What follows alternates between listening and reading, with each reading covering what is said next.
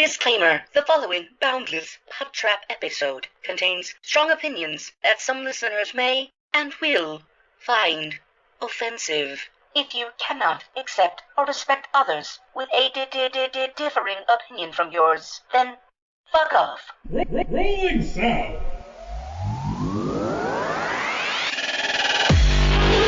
I like turtles. Shush!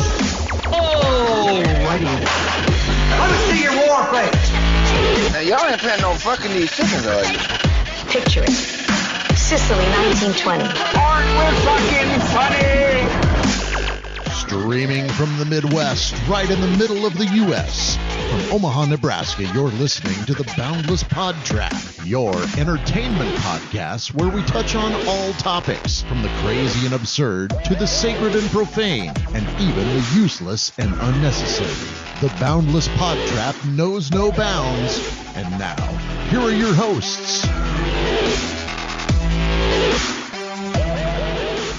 Happy 25th episode of the Boundless PodTrap. I am Jeremy, and I am here, as always, with Lonnie and Justin. Good morning. We're almost a year old, fellas. We are pretty much a year old. That's crazy to think. 25 episodes doesn't seem like a lot, but that is a lot. Yeah. If you take all the times Justin fucked up, yeah, it's not that many times. Well over a year. Not that many times. Well, the over last a year. episode, and this one too. Congratulations, you're two for two. 2 for 2 with not fucking up the intro. But you guys are saying that, but I fixed every single fuck up in the... Yeah, the listeners So nobody knows. But we're going to call you out on it because that's what the listeners like, is when we make fun of you, which is easy to do. But he can cut this too, so. I could do that. Oh, shit, there's music going on, so I might have to... Oh, yeah. So yeah, episode 25. Yeah. About a year old now, pretty much. We're just going to say we're a year old. Okay. Why not? 25 is yeah, because nice... we recorded a 0 episode, so technically it would be a year. Yeah, and we still are going strong. And I've only shit my pants once on air. What? Gross. I shit my pants. You right talking before about purposely, or? No, definitely not on purpose. So we actually did, for our 25th episode, year anniversary here, Lonnie set something up for us that we're going to talk about here real quickly that we did this past, well, it would have been a couple days ago. Yeah. Well, no, like a week ago. It was Sunday. Yeah. It's we're trying to act like we are recording this live in the on future. This day that you're listening to this when this drops. This is like 4 days beforehand. So this previous Sunday, this is Thursday right now, Lonnie set up to where we spent 4 hours at the Squirrel Cage in Council Bluffs, Iowa. That's a haunted prison. We had some fun there. We had some experiences. Yeah, we really did. And those of you who don't know what the Squirrel Cage Jail is, it's a Potawatomi County historic building that used to be a revolutionary jail, which the cells were stacked on top of each other and it would rotate to let people in and out. When we went in, we thought was supposedly haunted. And we can't say if it is or it isn't. We went in, we scared the shit out of ourselves. We had a great time. We got some stuff on camera that we'll be sharing soon. Some of it's already up. Our Facebook Live is one of the biggest things that we... Well, shit got real, so we had to go live. And yeah. we're like, It was quite the experience. You know, some of the things I'm chalking up to how I even said in one of the on camera that when you're in places like that and you're expecting things to be haunted, your senses are on high alert. So every little thing you hear, like, that was a ghost. What was that? What was that? Right. It's like, no, that was Justin farting. Yeah. Which was a true story. He farted the first 5 minutes that we were on our own. I tried to go to the isolation area. He farted in. And I'm like, don't go over there. And it smells like somebody died over there. But technically, somebody did die over there. That's one of the spots that somebody broke their neck. Yeah, but you also forgot that we're in like a circular thing that's yeah. not much room. So your fart basically takes over the whole thing. You're welcome for that. That was bad, though. It was a very rich brand of protein, though. God, shut up. It's not the bacon. You're like, it was a pound of bacon I had. Who the fuck eats a pound of bacon? That's what happens when you eat. I have birthday cake Sunday. I have birthday cake every Sunday since I was born on a Sunday. So I just celebrate weekly. And then the bacon helped. That's the one thing we're taking away from this ghost hunt thing is your fart. Dude. That's what we're talking the most about. Giving something to that you. Village Inn, though, before we went probably didn't help. I don't like Village Inn, but I would just like, let alone freaking Wendy's was closed. Wendy's was not closed. You just didn't want to eat in the car. Yeah, because I have a new car, and I'm not Oh, going to listen have... to me, look at this Mr. guy. Humblebrag. I'm not gonna have- look at this. I got a new car. Fuck, mate. You do have a new car. It's a very nice car, by the way. And Wendy's, which is greasy shit, I ain't having that all... Yeah, but instead we had to deal with his greasy shit chasing us around all night.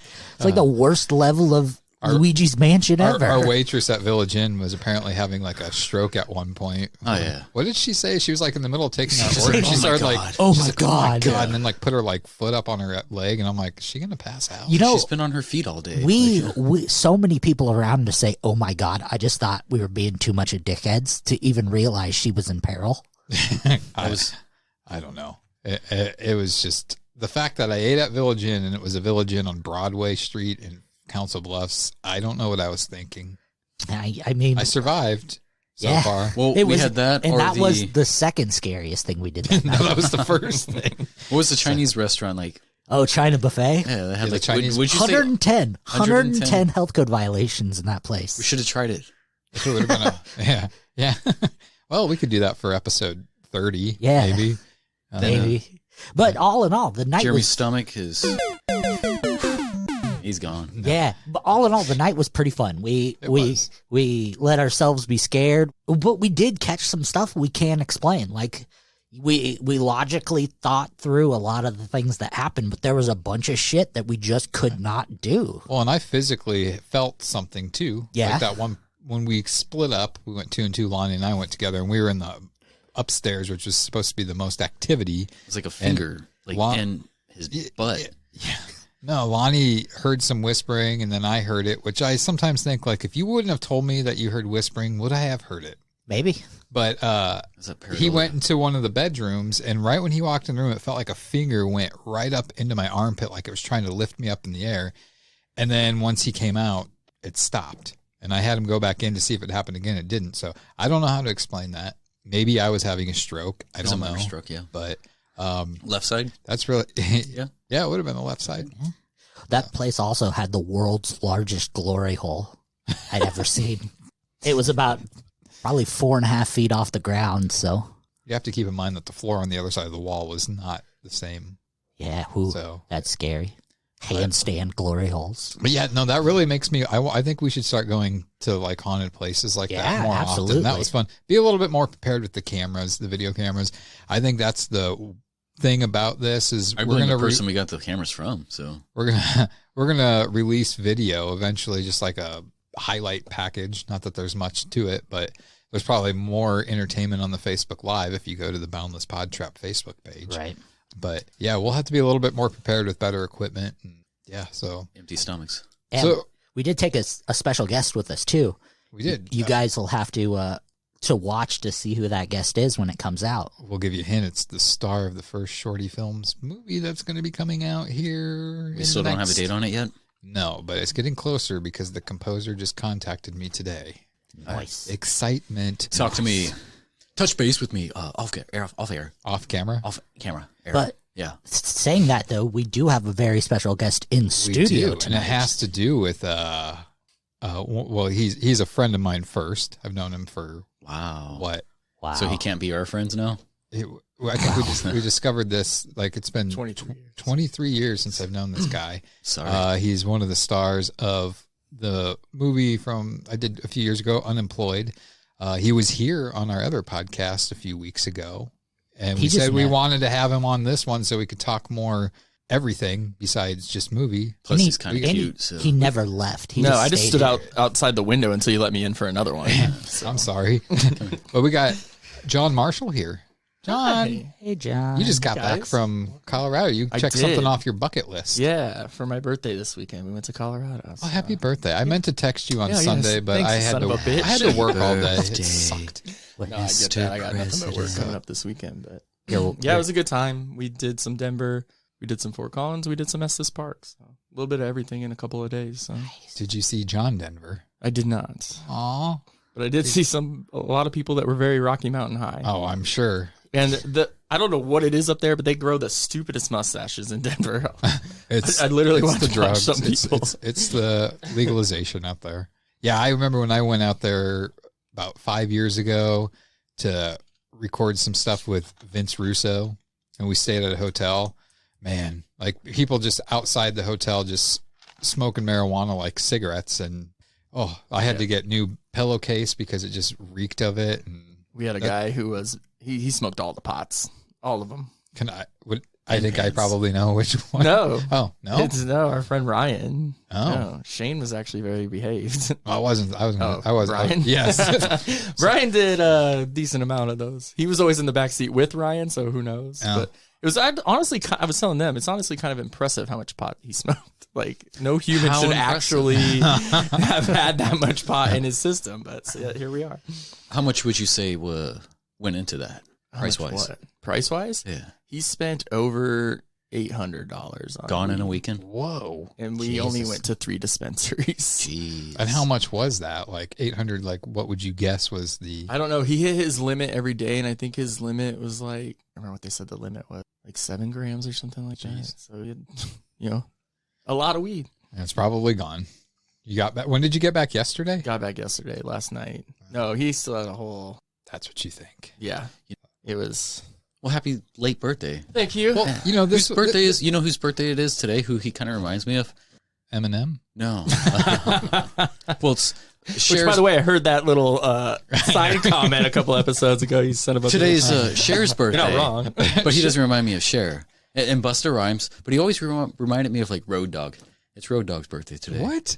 Yeah, I can see that. Road Dogg? Yeah, hell yeah. Oh, you didn't know? Well, that kind of, so we'll tie it together. So since this is our 25th episode and our year anniversary, and John's birthday was this past weekend, since most of us don't drink here, I got us something a little non-alcoholic to toast. So give me a second. You guys talk amongst yourselves. This is gay. Wait, why is his pants coming down? Well, since we're kind of on that, we've mentioned wrestling a couple times here. I also do that with Jeremy, by the way. Yeah. On kind of a shitty, sad note, I don't know if you guys feel the same way I do about garbage wrestling. We lost New Jack. Yeah, that was kind of sad and kind of sudden. I mean, he was granted in his 50s, but he was still active. Is this keto? It's also not exactly a nice human being. Well, yeah, I mean, I've always thought that, but then like I know Paul Heyman, they wanted him to say a few words, and I watched that, and that was pretty tugged at your heart a little bit. New Jack. You have to respect him a little bit for kind of being one of the guys in ECW who pushed the boundaries a little bit to get garbage wrestling where it was. And as someone who is a fan of garbage wrestling, I can respect him as a performer. As a person, he's fucking garbage. Agreed. Tried killing 2 people? Yeah, but as a... He tried to do that in the ring, too. Yeah. You're supposed to do that. As a performer, though, when he was making his way through Deep South, he opened some doors to a whole completely different subgenre of wrestling that I think without him, I don't think eyes would have necessarily got to the Japanese product that gave us that hardcore style of wrestling, that death match that people like me love today. So I think he's a great gatekeeper for some people, but a terrible human being. Oh, absolutely. When I think New Jack, the first thing I think of is his screwed up forehead. Like how disgusting. Blade for days. Cheese grater. I mean, I feel like that thing had I think to he be actually did do a cheese grater at one probably. point. Okay, so I got the fellas here some genuine Hank's Gourmet Philadelphia recipe root beer. Which I'm going to in August, October now. So we 300 calories. Let's twist off our caps, and we'll try to toast not over the soundboard, but over here. Fingers. So here's to John's birthday and our 25th episode. Ching. Oh, it's spilling on the soundboard. I've never had Hank's. So, yeah. Ooh. Whoa. It's smooth. I gave up soda in July of 2019, so I can count on my hands the amount of times I've actually had a soda since then. So almost 2 years. Yeah, good job, bud. Making No, it's completely goes down well with I had one last Friday because I went to the theater for the first time in forever. I saw Saw. How was that? Are you talking Spiral? Yep. Or? Yes, Spiral, the book of Saw. So I don't think that Chris Rock is a good actor. No. What gave it away? The only thing he was good in was Lethal Weapon 4. Else in that movie, for that matter. Is the it like plot the plot in theory it's great. It makes sense. The execution is terrible, and the twist, I predicted in the first 10 minutes. So is it a prequel or a sequel? No, or? it's almost like a spin-off because they talk about the lore of John Kramer and stuff like that, and there's like a photo of him when they're like trying to do stuff. But isn't Chris Rock supposed to be Danny Glover's son? No, he's Samuel L. Jackson is his dad in the movie. Dude, he was awesome in New Jack City. See, whoa! The only thing, bringing it full the only circle. movie I like Chris Rock in was Lethal Weapon 4. Mm-hmm.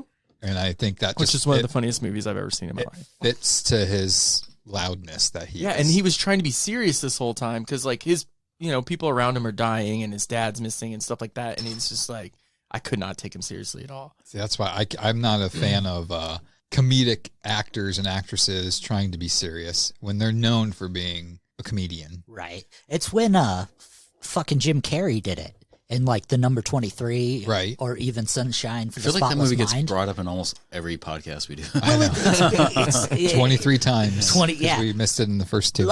But I loved him in The Number 23, and I loved him in Sunshine for the Spotless Mind. Like, he just has that way.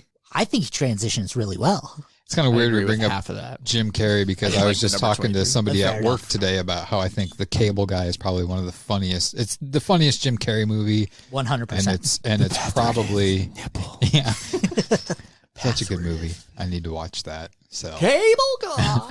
Jerk off. You guys used to say that all the time. I used to. I still do. Maybe I got a text today with him saying it. It was a reface.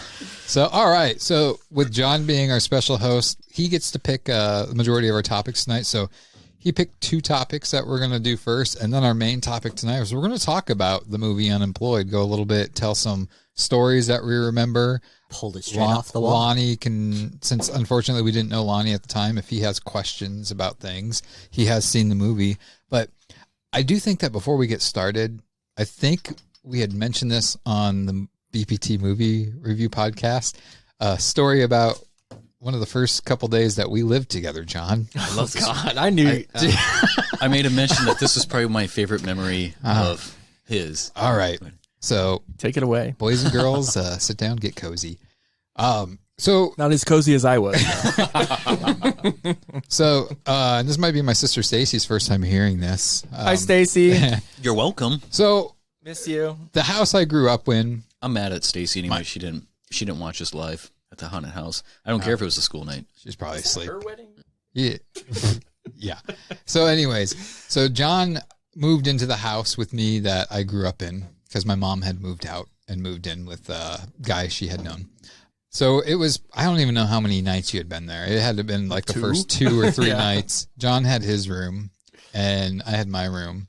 And I went down, we had like the storage room in the back that had like all my childhood memories in it, board games and stuff like that. And I'm like, you know what? I'm going to go down there and look at some of the stuff because now John's here. We can play some of these games. So I'd find a board game. I'd go to his room. I'd knock. He'd be like, come on. I'd open the door and I'd be like, dude, I found Battleship, like the original Battleship. He's like, cool, let's play that later. Go away for about 5 minutes, find another one. I'm going to knock again. Come in. Dude, I found Aggravation. Have you ever played this game? It's fun. He's like, no. Did that a few times. So then I found my baseball glove and baseball. And baseball's key to this. Yeah, baseball is key to this. I had a baseball glove, mitt on, and a baseball in the mitt. At this point, I figured I had knocked so many times, and I've been coming in here about every 5 minutes, every 3 minutes, so I don't need to knock anymore. So I open the door. All I see is John's, and I'm not saying big screen TV, but it was probably like a 42-inch TV or something like that, with a porno on it, and John sitting in front of it in a folding chair with his dick in his hand. And I was his ass is going through the little folding part of the his ass was going through that.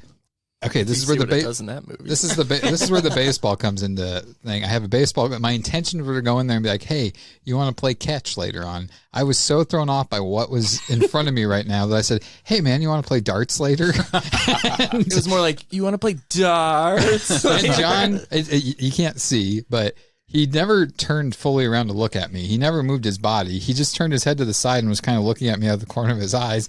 And there was about 3 to 5 seconds of just us just kind of staring at each other, but not staring at each other. Acknowledging what's going on in the present moment. I shut the door stood there for a second, and then I went downstairs and I busted out laughing. This fucker comes down like 10 minutes later, and he's like, finish. he's like, well, he busted out, but I couldn't finish busting because he so I was down there, and then he finally came down, and he's like, dude, if you wanted to see my dick, all you had to do was ask. And my response to him was like, did you try to finish? Or did you finish? And he's like, well, I tried. So well, yeah, you get the train going. That's when I knew. What Jeremy forgot to also tell you guys is he had an extensive porn collection as well. I did.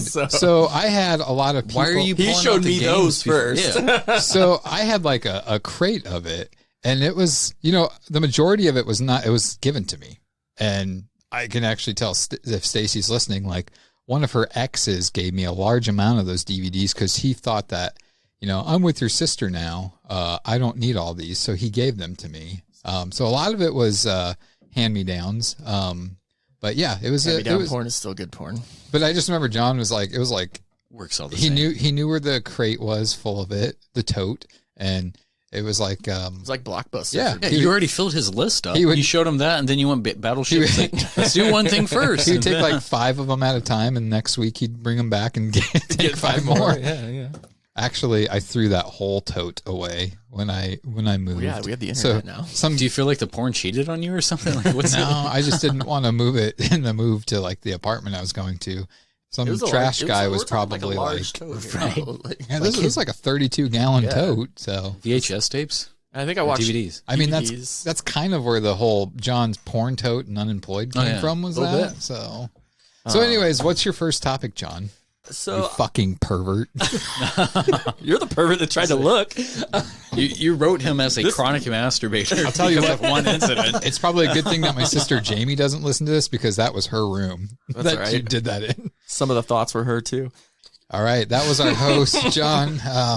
He will not be ever heard from ever again. I've been trolling Jeremy with sayings like that for a while now. You're not the only one. Yeah, I know.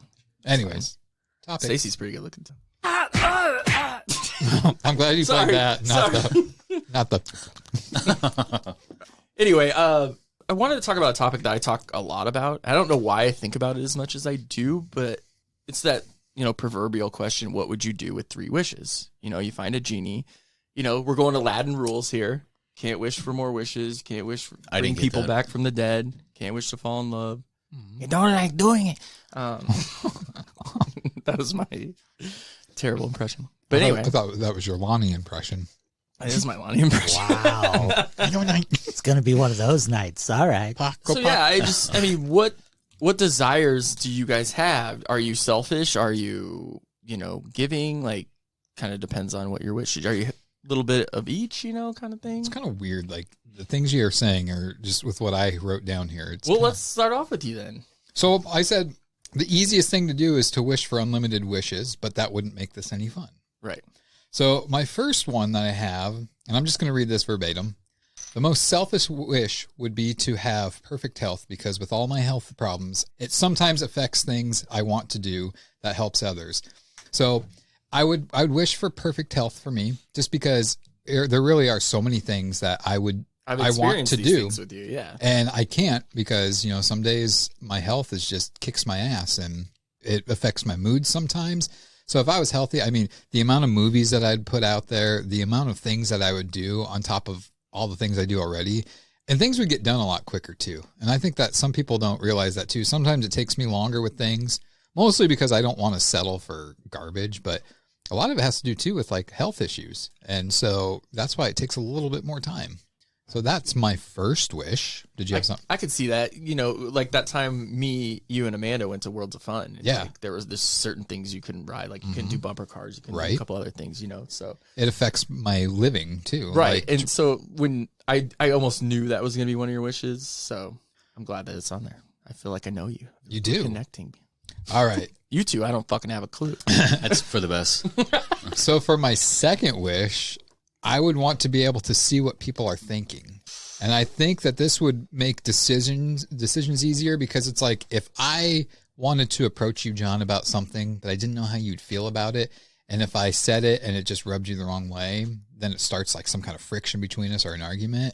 If I see how you feel about something, then it's like, okay, I could approach him about this. I think it would make your decisions on things with other people a lot easier if you could see what they're thinking. Now, I'm sure there's some. There's subtle hits and stuff that they get. There's some. Just read his body language. There's downsides to it because I might be looking across the table at Justin, who I think likes me, and it's like, oh, that fucker's planning on killing me tonight. Why would I do that? I'm going to murder your ass. Plus, I don't want to see what all the women say about me because it's all bad. So, or think about me. To kind of like get into that, do you want it to be at all times? Like, can you turn it what off women like Mel want? Gibson? Like, can you turn it off? One of my wishes, I'll throw one of mine out there, was to see 2 minutes into the future by pulling my ear. So like if I'm at the casino or something, I would love to gamble. I would literally, if I could do that, I would just gamble my whole life. Like that would just be fun.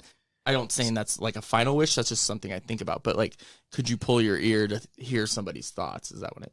See, I would want to turn it off. I wouldn't want it to be constant because that would get annoying, like Mel Gibson and what women want. Exactly. But yeah, I think that would be interesting because you would be able to probably. I think I could help solve cases too. Like if something's like for instance, there's like this is probably a bad example. Right now going on, there is this autistic boy that's been missing for a few days in where we grew up, La Vista. Right where we grew up. He left school, which the school I went to, which is weird, La Vista West Elementary. He's been missing. Police found on his computer Google search he was looking for ways to hide and all this stuff, and it's really crazy. But like you could probably talking to other people around if you see what they're thinking. Maybe they're holding out on something, and I mean that. It could be like a murder case too, is what it would be a better thing to like just come in, talk to somebody. Your Honor, he did talk to a suspect. And it's just like this fucker. I already know you're guilty. Right. So that would be my second wish, and my third wish is kind of. It might sound like Miss America here, but I would wish for all the ignorant hate in the world to go away. I think the world needs to have hate in it because I think people become bigger from that and learn from it.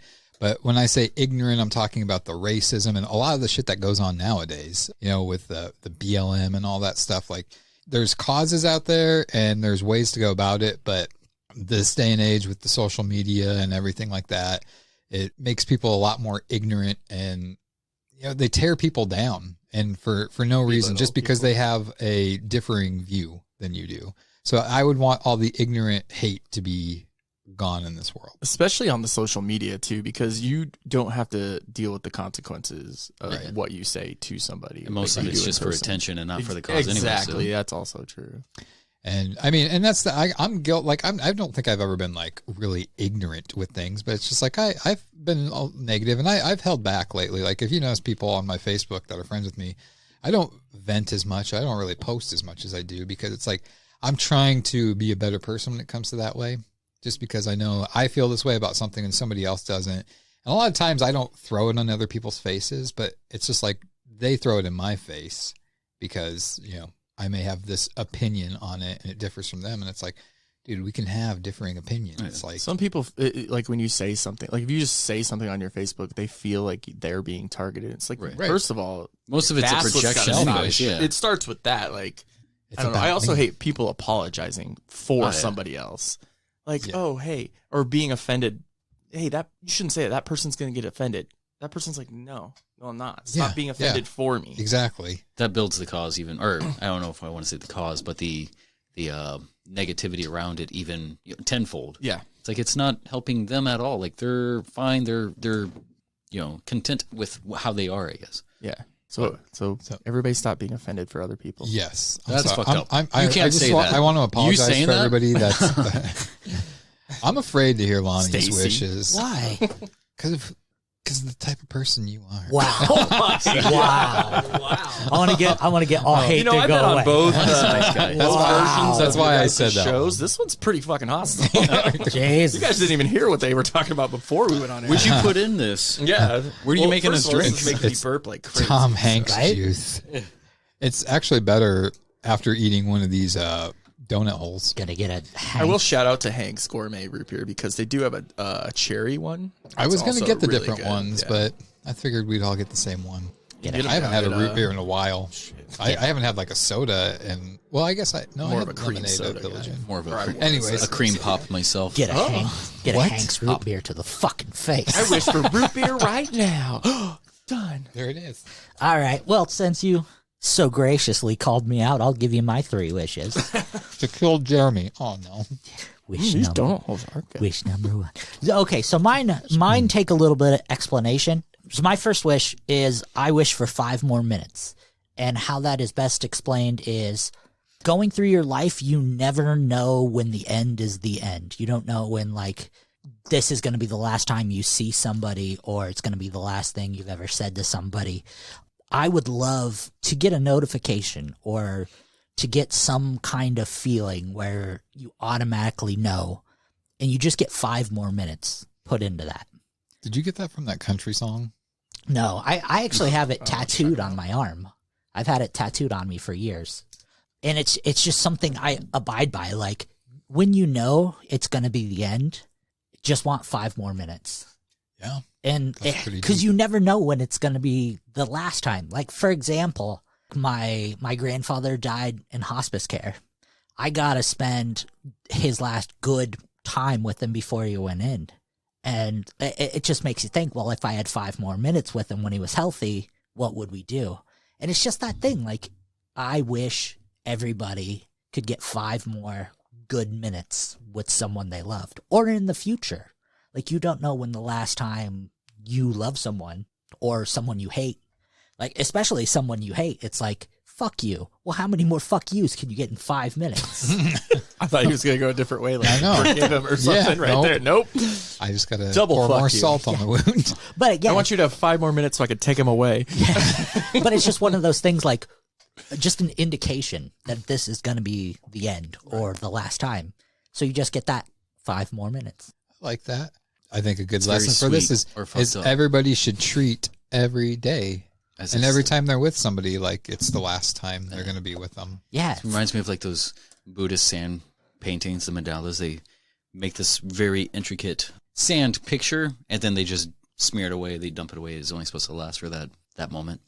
Why would they do that? Because it's a lesson of non-attachment. So you're not necessarily attached to what is going on. You just enjoy the present as it is, and then move forward. Yeah. Interesting. So fuck you for thinking I was going to do something mean. You still have 2 more. I do. You're holding out hope. My number 2 wish would be being able to live like money isn't an issue. So not being rich, not being poor, not having everything you need, but just being able to live, not having to worry about where money's coming from, not having to worry where it's going, just being able to exist and be happy. I usually do that until money's an issue. Right, but wouldn't it be great to never have to worry about it? So does that mean, like, things are free? Or you just have money? It's and like you just, It's You not just- necessarily a it's like you're- forethought. Like it's You don't ever have to worry about it again. you It's like just your bank account just fills automatically. you have Well, more even- or- priority towards your relationships or the things that Yeah. you do. And like, you don't have to worry about where money's coming from, but you're not stupid rich, because I believe the people who are stupid rich are always scared that their money's going to go away. You're not worried about being poor, because then you're worried about where you're going to get money from. You don't worry about being middle class, because then you're worried about getting rich or being poor. But you've made it far enough that you have fuck you money. You can just Right. like, I don't need to. Wish I had that right now. There's 4 of us who are scared to look at our credit card bill after going to Colorado. that's the worst right thing now. about coming back from a trip. You at least still have your credit card on you, right? Yeah. Okay. Yeah. So it's just We one of- all forgot to call Check our bank, again. So we got Right. So it's just one of those, like, waking up on a Monday or when you normally get your bank statement or something like that, just fucking throwing it away. Not even caring. Just Can I know. wipe my I do ass that with it? anyways. Yeah. So just knowing that you just don't care about money. Money doesn't exist to you. Money doesn't rule your life. It doesn't run your life. Just being comfortable where you're at when you're at. I like that one. I try to, I don't spend much money. Like, for the last, like, couple months, I haven't spent money. Like, I used to have, like, 2 or 3 Amazon packages on the porch every single day because I would just constantly buy stuff. But I'm trying to, better myself. It's like, what do you need a snake repair kit for? You never know. Right? All right, let's hear number 3. My third wish, I wish I could go back in time and make it so the Nightmare on Elm Street remake never happened. I will high five you on that one. We need to talk later about something about movies, but we'll get into that later. But Threw Halloween 3 in there. He too. pointed his finger right in my face when he said that. I did. Wow. I'm very offended by something I learned earlier. That movie is the biggest load of fucking trash ever. Not only the fact that so much that you're wasting a wish on it? Absolutely. Yeah, I would Worth waste it. I would waste like if one of my wishes had to be to go back in time, I would. And one would be to find the movie, I would do number 2, and 3 would be to stop it. Do you stay in time though? Did you say you want to do it number 2? Well, I mean, I was still married at that time when it came out. Yeah, fuck it. Yeah. That's an idea for a movie. You can prevent Everybody your child. can go back in time for something, But they have to stay there. but you have to stay there. And then your firstborn is going to be a female. I don't know. What? Because Mox is super easy to raise. It's Justin. Don't even ask what anymore. But no, Did you get a He's contact changing- time for my clothes from my He's trip? changing the, like the I would go back. fabric of time. I would fucking butterfly affect the shit out of it just to stop that shit. I That would. movie, like I would probably be a happier person if that Which movie one? did the Nightmare on Elm Street remake. I don't think I saw it. Oh, Yeah, good. You're a better person. The one with When did it come out? the one with Warshak. 2000. Jackie Earl Haley. Was 10, it 2009, 2010? 2010? Yeah, Yeah, it was it's fucking terrible. garbage. It was amazing. Freddie Ah, talks. He's that's like, my he looks like. I will say I'll this. recap with you next week. I'm on board. I will give you this. The look that they have for Freddie, he looks like an actual burn victim, but Because it's half not of his Freddie. fucking face is CG. Yeah, I know, and his voice is terrible. He's really good at having CG faces, though. Like the poster. If anybody were to ever play Freddy Krueger and not be Robert Englund, It'd be Billy Bob Thornton or Johnny Depp. Or no Johnny Depp. Good Get outta news, here. guys. It's on HBO Max. I'm watching it You tonight. are. There's I will tell you this. That I got 5 more minutes. I'm going to tell you, don't do it. There's a twist in it. There's a twist in the movie that if they would have had the balls and went with that twist, I would have been okay with it. It would have made it like a 2 out of 10. But since they didn't go through with that twist, fuck it, burn in hell. Man. Fuck it. Literally. Burn in hell. Yeah. Is your thing that you want to talk to me about the remake of It? Yep. Oh, fuck that. Fuck that movie. Justin's daughter, when I was over, tried to get me to fucking watch it. my 2-year-old was trying to get him to watch it. It's great. I punched him. I was like, don't you fucking put that shit on me. Highest grossing horror movie of forever, and he still All the refuses to watch times. it. I will never watch it. Why? You know how many fucking times do I have Because to say Tim Curry is Pennywise. We get it. Yes. We get it. 100%. And he's not, and we get it's it. all fucking CGI. I understand. But you watched Freddy. We Wasn't get Robert it. Englund Freddy? That's what got me on this. I watched that thinking, oh, this could be cool. And then, nope. How do I add this? They're two different. Don't, John, please. Signed in. John, that's a new phone. Don't fill it with shit. Oh, God. I don't know. I'm Please. gonna watch it too because that's on here. Yeah, you can eat my It. Don't. I don't know what that Good means. though. It actually jump scared me. Oh, yeah. It scares me too. So anyway, Justin. Justin, so I before didn't you get go, the- I think there's a sound clip for this donut hole I'm about to eat. Eat it. Boom. Yeah. Was that the porno I was watching when you walked in on me? When I got the info for this, I didn't know it was not to do the Aladdin, no wishing for extra wishes. put that in there. Because that was one of the things that I wanted to do. And like Jeremy said, it probably would be cheating, but I don't necessarily think that it would be cheating because like if you wanted to learn the lesson, I you didn't could say just it was wish. cheating. I said it takes away the fun. Not really. Because if you want to You learn could the just lesson, wish for anything. yeah, you can just learn the lesson. It's like, I wish I learned the lesson to this. All right, okay, cool, that's cool. Yeah. Yes. I wish I was excited about this. You're stupid. But I mean, like, what's better than just doing everything on God mode? A lot of people say that it might. It's Yeah. not GTA. Because then you'd have to believe in God. yeah, Well, that's yeah. Then I'll you're get started on that one. you're technically the God because you can do anything. Fuck is this? I just So what's your It's second? really wish? wet hand sanitizer. I'll fucking omit guy. that one. He just ruins every game. he does. Loosely touching on Jeremy. Ooh, That's not loosely, my friend. I got a tight more squeeze. more of a superpower kind of going on. Oh, I guess it's also Lonnie too. But like, Thanks for throwing me and you're welcome. making me feel important. You're important to me. Look at me. You're important to me. Just spit it out, for fuck's sake. I'm trying.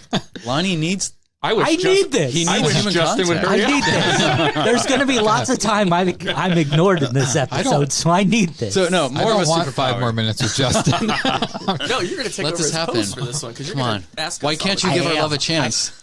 Will you shut up?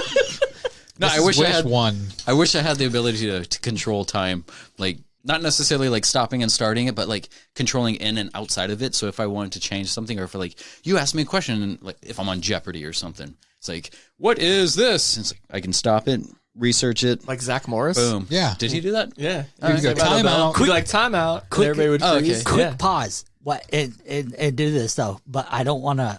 I'll come back to you, but. What is happening? There's a thing on College Humor. I don't know if you guys have ever seen it, but it's called Zach Morris's Trash. Oh yes. It's basically they go through And tell almost him how much of a every douchebag he is. Saved by the Like, Bell certain episode and talk about like how he's manipulating people and how he's doing this and this and this.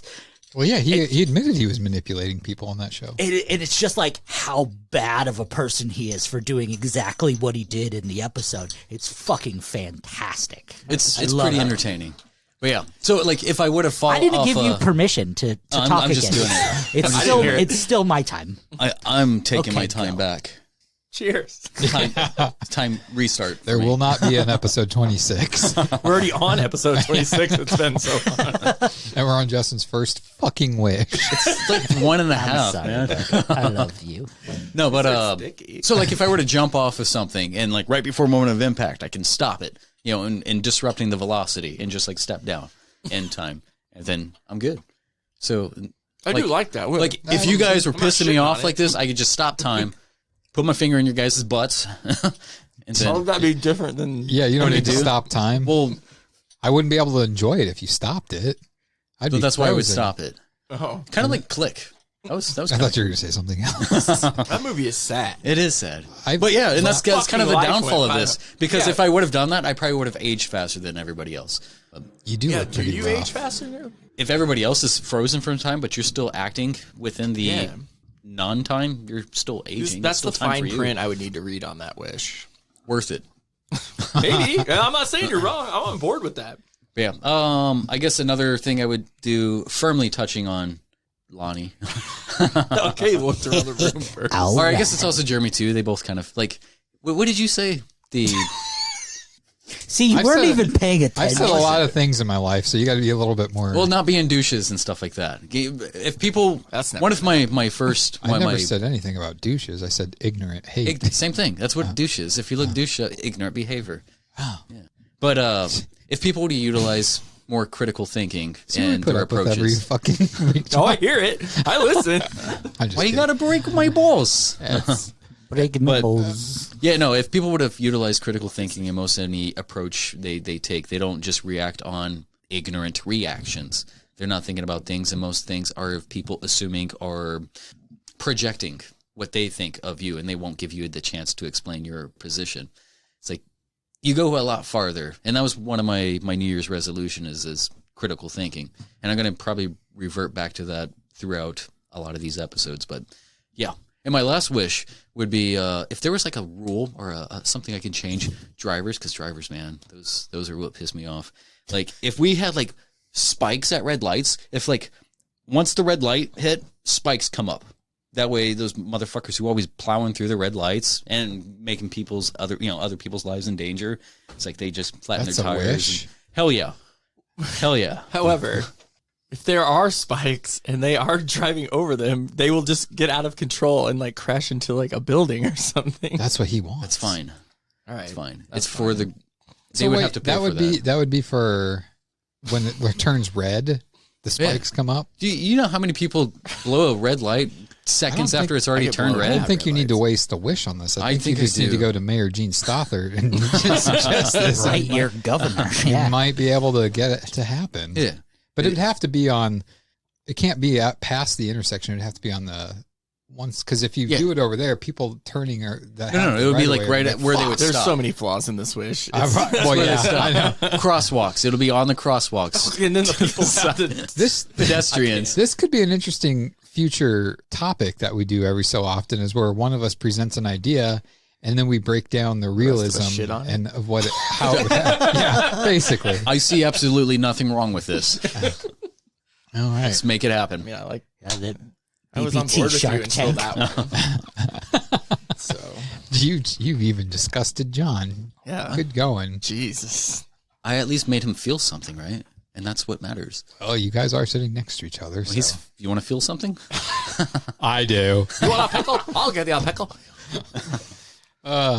So John, you said one of your wishes.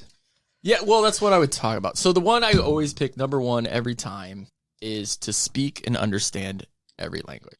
I feel that you can communicate with so many people that way. It would open up doors for jobs and stuff. I feel like we're going that way already. I think emojis is going to be the universal language. It might, honestly. That Brian, everybody, Brian, we were talking about. All he does is put gifs or. Everybody understands emojis to an extent. Well, is it just chocolate yogurt? What's eggplant? Or shit? This guy to my left, Lonnie. I don't think he's typed anything word related in our group chat. Not true at all. For like the past 2 months, False. it's been refaces. False, sir. There's text in the refaces. False. False. Where's my phone? There it is. Let me look. He's got to do a reface. I said I am positive that it's within. I just positive. I just saw 3 fucking refaces from you. It's like back in April 22nd, a month he ago. uses the Reface app. 4. Pirates of the Caribbean. 5. Yeah. I've only like 4 refaces, and then my 5th one was with text. 4 refaces in the last 2 hours. You have a problem. You're doing it while we're talking right now. I sent one at 9:05 this morning. That was text. He did one that kind of is going to haunt my dreams. He put his fucking face on Elvira. That was nice. Hot. He did But the one just before that do was it for me. Danny DeVito. But he did one with what was it, Giselle, the model? Tom Brady. I look better on my face looks better on women than men. It does. False. I had to save that one. Can we disagree on that one? He's got a lot of bounce and shine in that hair. Look at my tits. Even though I was focused on Elvira's cleavage, I could still see your freaking like beard. Just stop being weird about it and look at my tits. We see it. If I had a nickel. Wow. So what's your second wish? Do you want a nickel? No, I just think it would be cool to speak in even alien languages. Like if an alien came down, they'd be like, "Oh shit, grab John. We gotta figure out what the fuck these guys want." You know what I mean? I don't know. I've always wanted to learn a bunch of different languages, but I'm super fucking lazy about it. So I wish that was something we were born with. Yeah, just knowing everything. Oh, every language, because that would be very helpful. That's the future. Plug yourself in, download languages. Yeah, there's apps now you can just speak whatever, and it'll just translate in real time. So it's kind of funny because there's this girl at my work that I used to talk to my ex-girlfriend on the phone. She was deaf. Get out of here. This is true. I mean, I would talk to somebody else translating to like a little thing that text would come up and then she would whatever and then translate back to me. I'm like, this is really hard to. Why didn't you just text her? Intimate, because there was no text. This was back in the mid 90s. That's what I was trying to do. I'm like, what are you wearing? This guy is super uncomfortable. He wants to know what you're wearing. Tell her.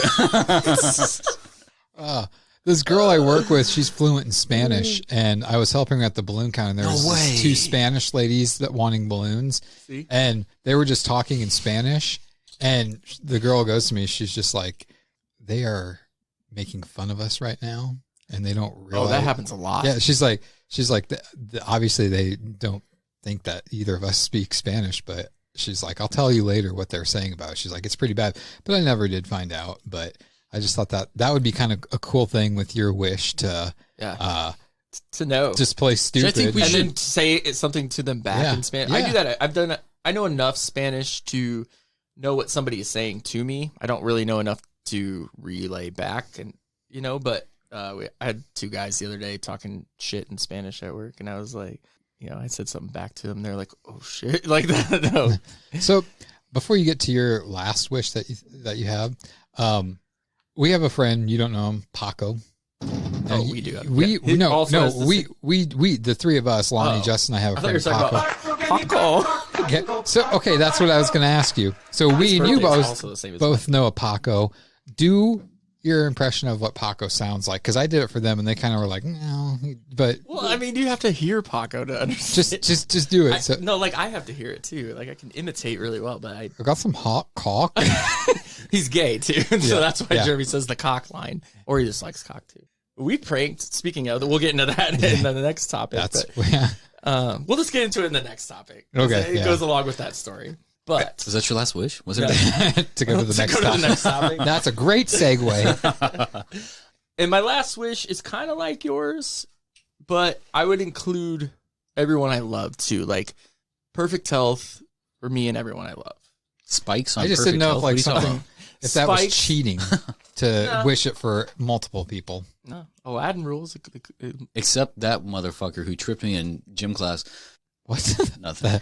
But like, let's edit that out. All right. But yeah, so I like you said, health and kind of like yours, people dying sooner than they should because of certain things, and it's just like, why can't we all just go about like this fucking pandemic we're going on right now? Like, it would just be nice to be healthy. Well, there's just complain about that. So many things that could take people out these days. Mm-hmm. I mean, spikes at a red light. Yeah, exactly. if that ever happens, I'm gonna be like, Justin. No, they're gonna be literally scream Justin every time I see. They're gonna be like, spikes that are angled at you like 3 feet spikes, so they'll catch on and go through the floor of the. Okay. driveway. Well, that sounds better. Yeah. God. That way, only one person gets hurt. And if there's a passenger, they should have told the person. Car repair shops. I think Justin needs... You're creating a job. Justin needs help. I thought I was the masochist of the group. Episode 26 is going to be a fucking intervention for you, Justin. Masochist is self-help. You drive through so many lights. Wait, well, green lights. No. Green lights. No, sir. I follow every Yellow road. means speed up, right? Yes. Yeah. Oh, shit, hurry up. Except for on a banana. If Yellow means wait. If we're doing a video Red podcast, means where the we fuck could have you a get that contest banana? so you could throw their bottle the farthest. I like how there were two conversations going on in this podcast. That's generally how everybody. Which topic did you listen to first, ladies and gentlemen? Because if it was the one I just had with Lonnie, I'm sorry.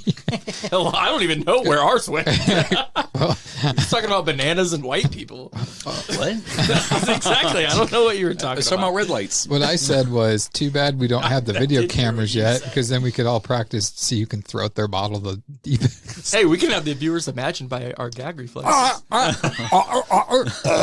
Justin's not making any noise. That's not the I only don't see thing. the bottle. he's got it all the way down to the bottom label. He just I pulled put mine in the wrong hole. Where'd it go? Wait. Weep. Yeah, those are interesting wishes. I don't hear those a lot. You know, people like to be invisible and fly and stupid Clay, shit like that. they want a Clay Aiken that shit. Well, I thought having a smaller cock would be too egregious. I broke John. I think I missed the reference. The best part was I could see it like sinking in. Like he didn't get it at first. Fucking deep cut.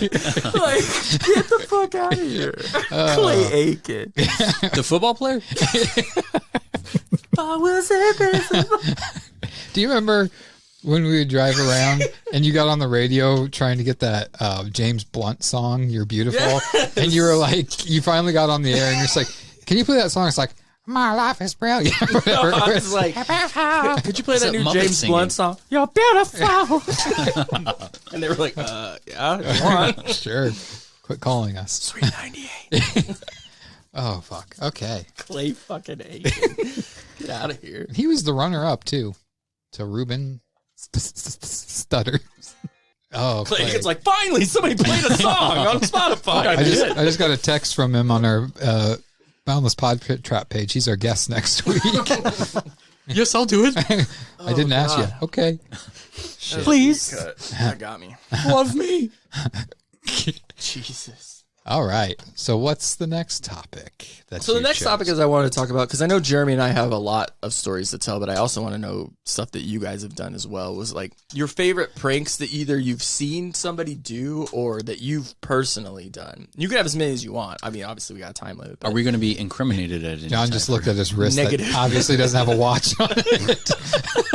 I was really hoping somebody wouldn't catch that. Damn, still not there. It's just as bad as like when people actually look at their watch and think and you ask them what time it is, and they have to look at it again. It's like we didn't Well, retain half it. the time watches aren't even watches anymore. I want to be accurate. Justin's a watch. looks like I don't even know. Play console on my watch. fucking phone. It's Right a navigator, Navahawk. Well, I'm going to start out with two pranks that others have done. The first one is one I think it's fucking fantastic, and I'm sure we've all seen it. We could probably leave the link in this, but the two brothers that convinced their younger sister that there was a zombie apocalypse after she got her wisdom teeth pulled and she was under sedation. I don't think I've seen this. Oh my no. god, It's hilarious. These two guys, like The cat or the dog? she's like so like out of it, and he has a fake recording play on the radio, and it's like saying about how the zombie outbreak, the dead are coming to life. And when they get home, like he even had their mom involved in it. They had stuff, her and her other brother were taking stuff out of the house, and he would like come in, and he's just like, he has one of those grabber things that you squeeze the trigger and stuff like that. He's just like, I got to go inside. He's just like, if any zombies come, use this. He's like, here's the safety. He's like, I need you to do it. And she's like, what? And then he's just like, the dog or the cat? We can't have both. Which one? She's like, the dog, you idiot. I fucking hate the cat. And then the one man, I gotta look into this. And then he's just like, funfetti or chocolate? And she's like, this is what we're going to be living on for the rest of our life. And she's like, funfetti. It's so great. Ellen had him on her show, but I think that's one of the best ones. Have you seen that one, Lonnie? I think so, but it's fucking like, we'll have to watch it when we're off because I want to see. Yeah, that sounds hilarious. But then the other one is not necessarily a specific person that's done it. It's just something that people do. And I saw it once and then I typed it in and saw a bunch of other ones.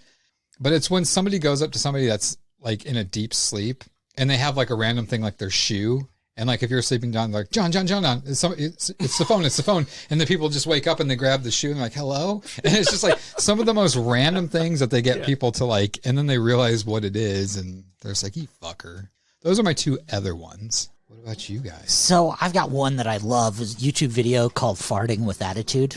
Because I'm a little child and I love fart sounds. Farts are great. So basically it was a guy in Central Park who developed, it looks like a small Burger King cup with a straw, but you squeeze it and it made super authentic fart sounds.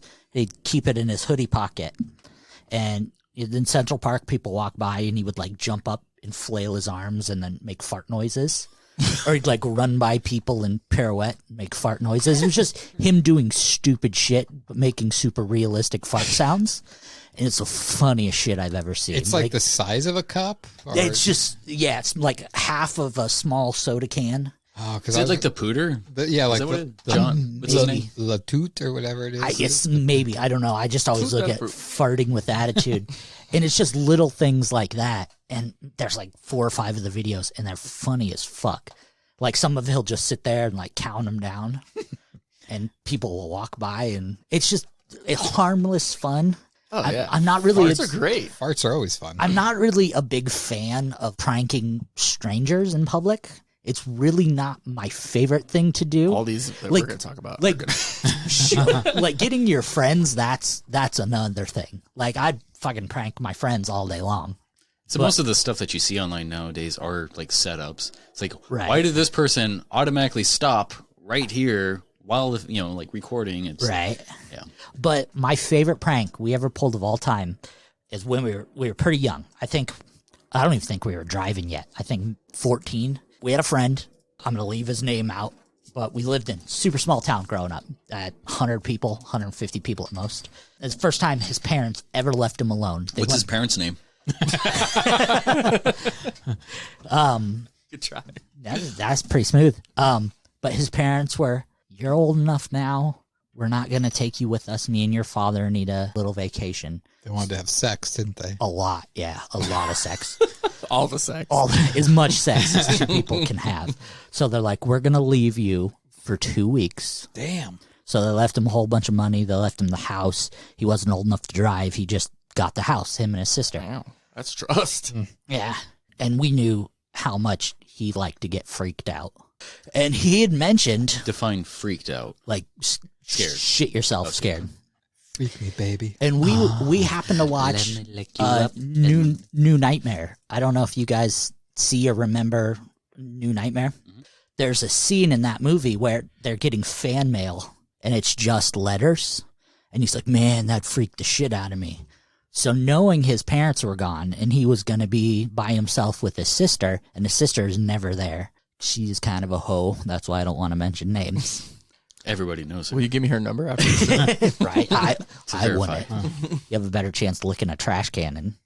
I don't know. Wouldn't be my first time. But we... you know my ex? We got parchment paper and kind of burned around the edges, and we just wrote a 10 on it and put it in his mailbox. And we didn't really think anything of it. The next day we did the same thing, put a 9 on it, put it in his mailbox. And we're like, hey, how you been? And he's like, oh, I'm just enjoying my summer break. Like, cool. We rode bikes, hung out. We did it every day. We kept doing it. 7, 6. He finally mentioned it at day 5. He's like, man, something fucking weird's going on. We're like, what? He's like, I don't know. It's just weird. Tell us. Day 4 went by, and you could tell he's not really sleeping the best. Then day 3 finally told us what was going on. We're like, man, that's so fucking weird. I'd be scared. I wouldn't go to sleep. My God. Just planting. Yeah, fucking just fear putting into his everything. brain, yeah. Drinking We're coffee like- all throughout the night. We're like, we definitely wouldn't call the cops because that'd probably piss whoever else it was. You should drink this bottle of bleach. Day 2 goes by. He's like, you can see he's strung out as fuck. Day 1 goes by, and Why then is he staying in the house? Like, it's a fucking farm kids. We don't know any better. Day 0, we put it in there. Day 0. Well, the last day. D-Day. we put it in there, and we put it on his door. We taped it on his front door with a day 0, and we put today's the day, stuck it to his door. God. And we were sitting in the neighbor's yard, just waiting for him to get it. And he got should it. have stuck it with a knife or something. We didn't want to hurt his door, and we're just sitting there waiting for him to Don't get think it. it's gonna say ow. And he opened the door and went straight to the mailbox. Opened the mailbox, and he's like, "You seen this?" He kind of took that last breath, like, "Okay, it's fine." He died? He turned around, went to walk back up the sidewalk, and seen it on his door. Man, he fucking flew back in the house, slammed, locked the door. And about that time, me and another buddy of ours, Jared, we start pounding on the front door and pounding on the back door at the same time. No. And we can just hear him screaming from his bedroom on the top floor.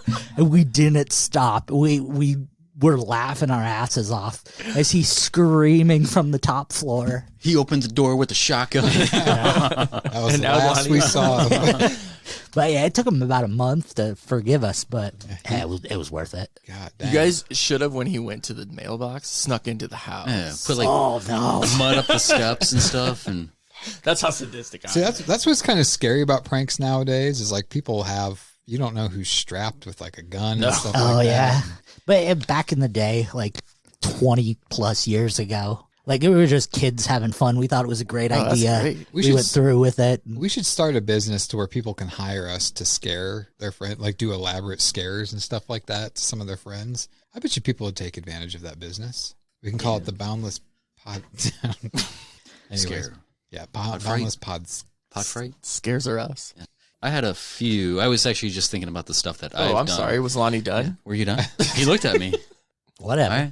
All right. We'll swing it around. John or Justin, you're doing one now? Yeah. All right, buckle in, boys. No, so I was reminded of something that I didn't do. There was a guy named Tom Abe. Are you guys familiar with Tom Abe?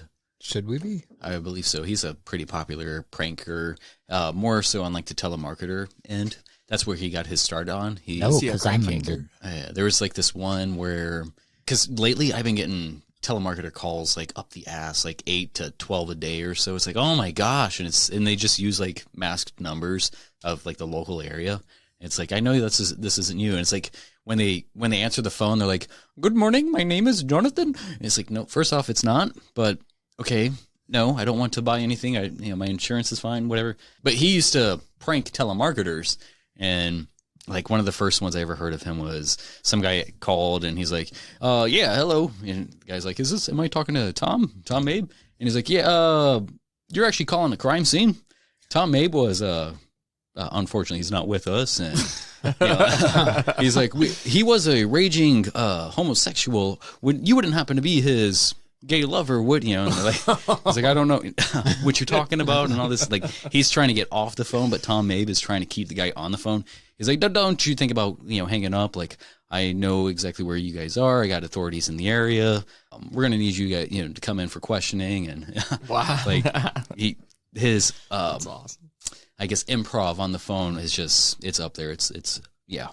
But one of the things that I've done, I might edit this one out, but so towards the end of high school, you have to tell a story. You know that, right? I'm going to. John, put the gun down. That's on his head. No, towards the end of the high school, my best friend and one of my good friends, the Reggie, they're both black. All right. And so we went to like this graduation party. They were the only two black people at this graduation birthday could party. have been left out. Well, this is integral for the story. But edit that out. So they were the only two brothers of color over there. And I had this awesome idea with my friend Reggie, with my friend JJ, and I always kept Did you mix them up because they look alike? Not so much. One's bigger, one's taller. They're both bigger. So I took two pieces of paper, and there was like two water fountains in the back, and one of them I wrote whites only, and the other one black men and white women only, and put it on like the fountains. And Reggie, you know, who was in on the joke, he looked over at the person who's hosting it, our friend Courtney, and he's like, Courtney, what the hell is this? Yeah, this is definitely edited out. Especially because he used real name. and she's like, she's like, what? You know, like she's so like a very soft spoken person, like very endearing. She's like, what happened? And he's like, what? I feel like I don't belong here. You know? And she's like, what are you talking about? What happened? And he's like, that. You know, like he pointed to the back, and she looked back there, and she's like, oh my God, who did that? Did you play it off like she did it? No, we broke it to her. Oh. You know, Reggie broke out of it. He's like, I'm just fucking. We did that. So. Oh man, I would have left it all night. No kidding. Left. She still has it there. She's like, that's a good idea. Yeah. So I don't know if this is more of a prank for myself or a prank to somebody else. But when I was in high school, I had a lunch period that fell right before my drama class, and usually I used my lunch period to go hacky sack because I was a huge hacky sacker. So we couldn't find any. The security guard would have followed us, you know, everywhere. Like, you know, get out of the hallway, get out from behind the bleachers, get out, whatever, and like, go to class. Since we're cutting stuff anyway, by hacky sack, do you mean putting sack in your mouth? No. Whoa. And hacking it up. Sometimes I do that. If it falls on my face, I put it in my mouth. Were you a master sacker? I gurgle it, and then it was in his Jinko jeans. Is that what they were called? I even hung out with the goth kids. I climbed was too cool to play hacky sack. I climbed too many fences to wear Jinkos, but I got snagged a few times hanging upside down on a fence. Anyways, so come drama time, we used to come drama time. I like how John's quickly adapted to giving you a hard time. So we would go. It's the only reason I came on here. Meet up in groups and like practice our little set or something that we're going to present to the rest of the group. And since I skipped my lunch, there was a Subway across from Benson over there, and we used to go out the back door that's connected to the drama room next to the stage, and that's where the drama teacher used to park his car. His office was just a few closets down, well, rooms I should say, down from the back of the dressing rooms and stuff, where he had the cameras face. Never mind.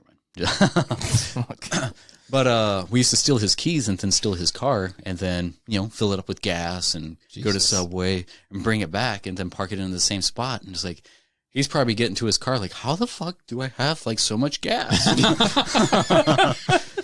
So basically, you're reverse pickpocketing. I guess. I'm like, oh man, I fooled you. I spent all my money. Yeah. Suck it. How could he turn you guys in if you found out you're stealing his car? Yeah. You're giving him part of free it. gas. Yeah. Probably you're an accomplice. That is thank you notes in his car for you. You should have like parked it like reverse though, or like one spot over. Just like I don't know if we ever put the seat back or anything. Sadistic. I want people to slowly break down mentally. So if I'm breaking them like yours, you know. Well, the thing is he was old enough, kind of going senile already. Like there's been a few. That makes it okay. And he's a drama teacher, so his emotions are on level. You know, like they can go either or. But There was another time when I was in Germany. So In Germany? Germany. No. Sorry. Germany. That wasn't a prank. So you're talking an hour ago? But yeah, No, I was an hour ago. He was. Okay. in Deutschland, me, my buddy Dos Santos, it means of the saint, not two saints. Get it right. Did any of us fucking ask? Well, he was thinking it because he knows a little Spanish, and he was like, "Oh, two saints." Yeah. But I know a little and then we had places. a motor sergeant supervisor guy, Sergeant Huff. They used to like. Well, I guess we all were kind of in on it.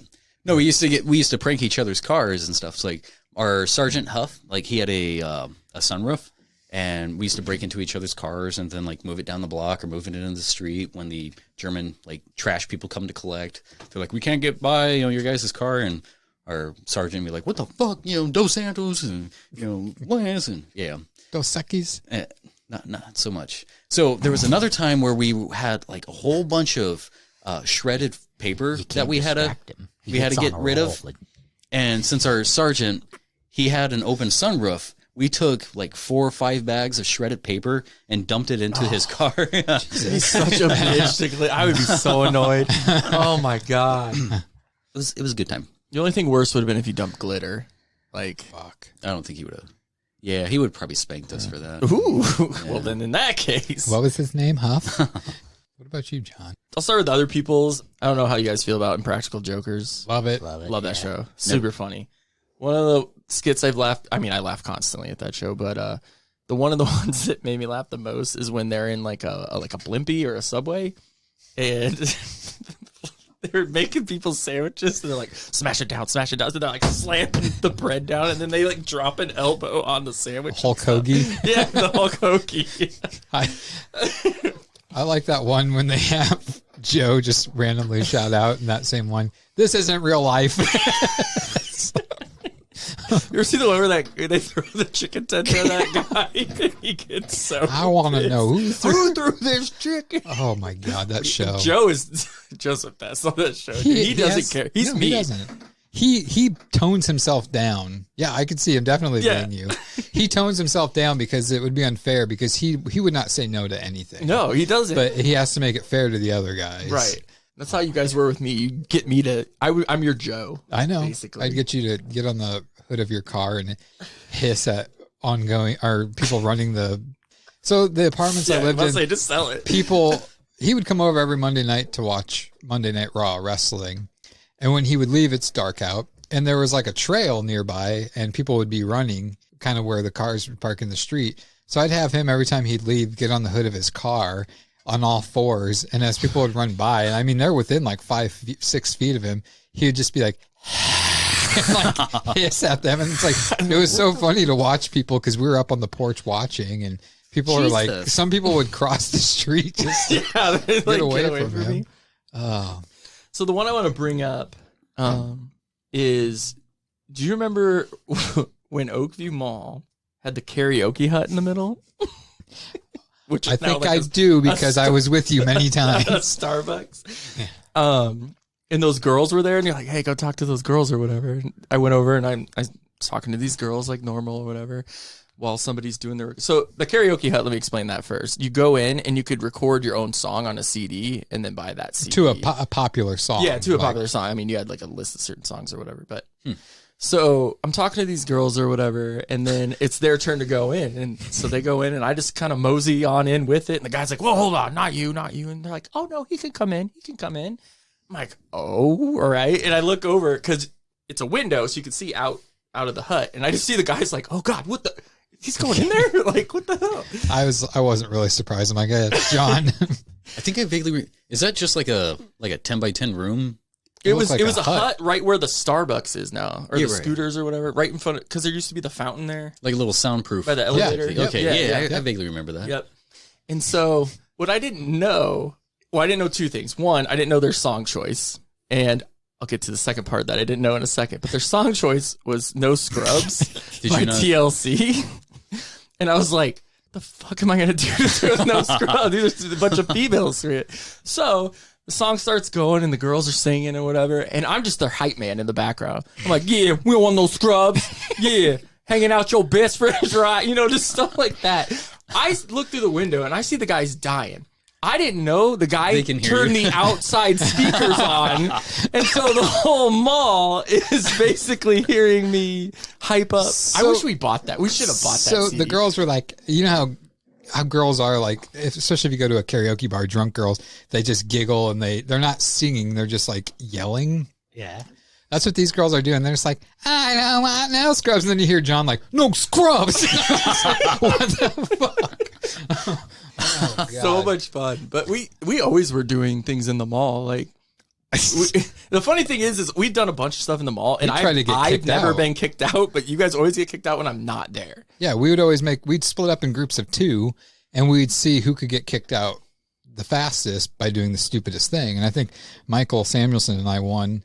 Like, I think we literally walked in. At that point, I think the security guards knew who we were, and like, God damn these fuckers. Michael literally put his hands on my shoulders and jumped up and pushed off. And they're like, get out. And they're like, get the fuck out of here. I'm like, okay, we win.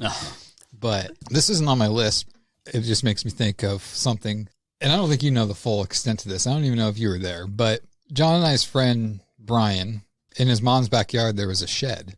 And they put carpet in it. They put couches, a TV, cable. Yeah, we turned it into like a bachelor pad. Yeah, they'd hang out in it all the time. Space heater for the winter, everything. So my good friend at the time, best friend at the time, Michael Samuelson, and I, like, we'd always hang out at my house. And I just lived down the street a little ways. It was about like maybe a 5-minute walk up to Brian's house. So we knew they'd be up there. So him and I snuck up there, and we wore the Scream robe, the black robe with the hood, and that one black hooded thing that has the mesh on the front, so you can see out, but people can't see in. I think back to that, I'm like, how the fuck did we not A, get shot, B, get arrested? Because we're walking at nighttime dressed in this stuff up there. What we did was we locked them in, and I don't think you were there that night. I don't think so. But we locked them in, and we had fart spray, and there was vents on it, and so we were just unloading fart spray in there. And then Michael jumped up on the top, and I don't think we ever did it, but you know how Walmart sells like those like 5-pound jars of Vlasic pickles? Oh, Jesus. When you guys were going to try to get out and stuff like that, I was going to take whatever it was we had in the door out, and then Michael was going to pour all the pickle juice on you guys. But yeah, I think we chickened out with the pickle thing. We thought that was too mean. But I also remember in junior high, this is before I met you, I convinced like 10 guys that I had a female porn star staying at my house. And I don't know why I did it, but it had been for like a week, and it was giving me attention. You just looking at one of your sisters. That's all. Well, so I got to it, and I was like, well, what's her name? And it threw me out. And I don't know if I watched Beetlejuice or A League of Their Own the night before. I was like, oh, her name's Gina Davis. And so at that time there was no Pornhub or like internet database on porn stars. So it's like they really couldn't look up to see if I was lying or not. But I just remember I kept going on telling stories. They were so enthralled by this and asking me questions, and I was just lying straight to my teeth. That's how I became a good liar, was with this. I don't trust you. Yeah. But they're just like, I was like, well, yeah, she leaves tomorrow. And then it's like, well, can we come over and see her? And I don't remember exactly how it went, but one of them caught me in a lie to where it made no sense. Jesus fucking Christ. It's a little loud. Not for me. Well, but he caught me in a lie to where it made no sense that they couldn't come over. And I had told them that she was there. So the whole way we're walking to my house, I'm like, fuck, they're going to catch me in this lie. Perfect timing. My oldest sister, she didn't live at home at the time. It was a half a day at school. And I think that's why they caught me in the lie. Because I said that she was leaving at 3 because we would have been in school then. Right. But we had a half a day. I'm like, fuck. So we're going there, and I'm like, I don't know how to explain this and whatnot. Well, my sister had come to eat lunch there, and she was leaving right as we were like, the house was in sight. Like, so I was like, oh, there she is. And they're like, they start running and stuff like that. And she gets in her car, and I'm like, God, I really hope that she's gone by the time they get there. And sure enough, but they believed it was her. So spikes came from the street when she. Oh God, this is good.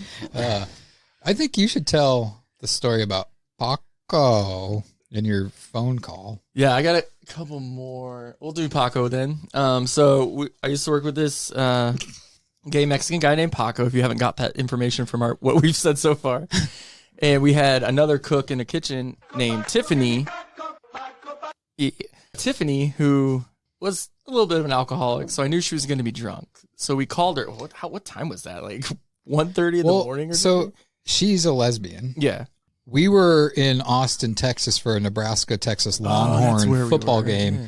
And it was the middle of the night, and we were in the hotel room. It was like midnight, 1 a.m., something like that. I thought we were at the party where I shit in the bag. Yeah, no. No. Oh, God, no. But yeah, so that's... You nasty. We were, well, it was for a hot girl. That sounds Wait, what? Totally out of context. You We'll get shit to that in a for minute. hot girl? He did. He did. So I just called her one night, and I pretended to be him, and apparently sounded exactly like him. I was like, "Hi, Tiffany. Like, how's it going? What you doing? I'm about to have some hot cock right now." So, like, that's a terrible impression. No, I gotta hear his voice real quick. That's dead on. Over the phone, it might sound good. Dude, it was, what, 20-minute conversation? Yeah, because you're just like, I'm about to get some hot cock. Are you going to get some pussy? Are you going to jump on the vagina tonight? Basically, he sounds like Martin Short in Father of the Bride. What? I mean, No, I haven't heard from him. He went to Mexico. Probably died. Really? No, he didn't die. That's sad. He might have, I don't know. With the bag and the poop. This isn't really a prank. It's just a story. I mean, kind of. Because we were at a party. There was a hot girl. Her ex-boyfriend was in the same complex. It's like, his car's right there. It's like, yeah, you should poop on it. She said that? Yeah. No, I go, you should poop on it. And she goes, man, I would love anyone to poop on that car. So I went and got a bag. I was there, so I can vouch this story is 100% Somebody also true. peed in a cup. Was it her? Yeah, she peed in a cup. She peed in the cup. So I'm holding her warm cup of piss and a grocery bag full of my turd. It was, okay. So there was a hole in the bag, and when he got down to the car. This is probably the last time this ever happened to me. This girl was actually really into me, and she was putting the moves on me. So we were in the living room, and we knew the conversation about, like, John's like, you should poop on your car. And then we knew she peed in a cup.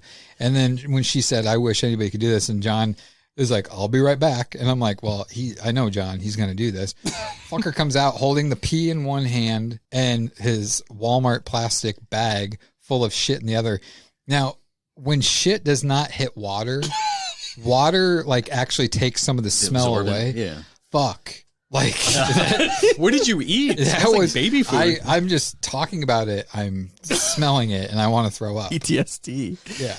So yeah, I ran all the way down to this guy's car and, like, poured the pee like all in the little vents, the little vent of the car, and then took the poop, like, you know, tried to fashion the bag into like a glove and smeared it all over his windshield. And she's like, not that car, that car. Meanwhile, all of us are on the porch watching this happen, and then all of a sudden we hear, "Hey!" and John snaps his head and takes off. Dude, I took off. I got lost in that apartment for 45 minutes because I didn't know if he was chasing me or not. Here's the thing. This is the fucked up thing on my part. Was it you? This is the fucked up thing on my part. My concern wasn't John's safety. My concern was he was my fucking ride. I didn't know what to do if he didn't come back. But thinking back, how did that guy get that off? You can't just windshield wipe that. But that's the thing, too. After he couldn't find John, he got in his car and he just let the wipers go once, which probably smeared it all. And he drove off, never to be seen ever again. A spike hit his tire. Hit a red light. His tires hit a red light. He went through the shitty windshield. Okay, the last one real quick is the greatest April Fool's prank I've ever pulled. Is this in my life? Is this your? Yeah, I know. So I started it in January. Fucking fooled me. I fooled everyone. I randomly posted on Facebook that an ex of mine had come forward, and I now have a 5-year-old son. And so everybody was like, what the fuck? You know, like, what's happening, blah, blah, blah. Wait, when did you do this, you said? In January. Just recently? No, this was a few years ago. Gotcha. I feel like I knew you then, did I? Maybe. I'd have to figure out how long it is. I feel like I didn't care. So I told my parents, and I told my roommate at the time because I didn't want them freaking out, which actually helped because my mom was like, we'll get you a lawyer, we'll figure it out, blah, blah, blah. So this was going into February, March, April. People are sending me lawyers' information. They're asking, like, do we need to go beat this bitch up? You know, like, stuff like this. They're like, who is it? And I'm like, she told me, I'm just trying like to be vague as possible because I didn't want to like single somebody out. That was the part I didn't have, was an actual person to kind of go along with it. But I was vague enough that people kind of had an idea of who it was, but like, I didn't know if they ever messaged these people or not. But yeah, they're like giving me lawyer information. They're asking me for like daily updates and all this stuff like that. And then in April Fool's, I was like, hey guys, by the way, people were fucking pissed. Like, we supported you, man. Our friend Rob found out 2 weeks beforehand. I treated your son like a son of mine. 2 weeks beforehand, my friend Rob figured it out because I had favorited the Not the Father video from Maury. Because I was talking about how I was gonna go on Maury too. I remember that. I was like, dude, they sent me a letter, blah blah blah. They sent you a letter. People were pissed. Well, I sent them a letter and they said, "Come on back" or something like that. Response. I don't know. Like I said, so I don't do April Fool's jokes anymore because people literally don't believe anything. It's hard these days to do a prank because people get so offended and pissed off about it. Or kill themselves. Yeah. Yeah. Wow. Do you have any other, Lonnie? Not after Justin's comment. Way to bring One time I pulled a gun on somebody and shot him. Joke's on his family. I just pulled my dick out that one time, and it's not my fault he put it in his mouth. This one's not really. It was just a fun one. But when I lived, do you remember Sean Davis? Yeah. When I lived with him. How could I? My first coast. Yeah, that's right. Duh. Fuck. I just remember I bought like 300 impression of Sean Davis. 300 or 400 balloons, and he had to work all day, and I had the day off. And I started the night before, but I blew up like 300 to 400 12-inch latex balloons, and we filled his fucking... I had my buddy Matt Smith at the time, and that's his real name. It's not a generic name, Matt Smith.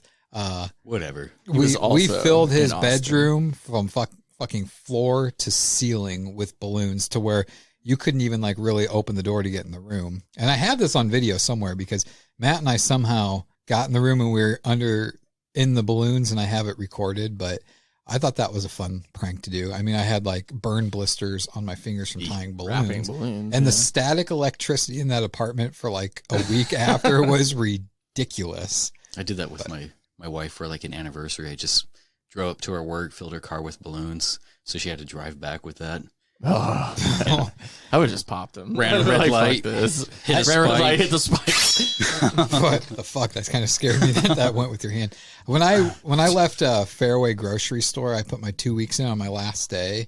I didn't know they did this, but they wrote in ketchup and mustard on my windshield, "We will miss you."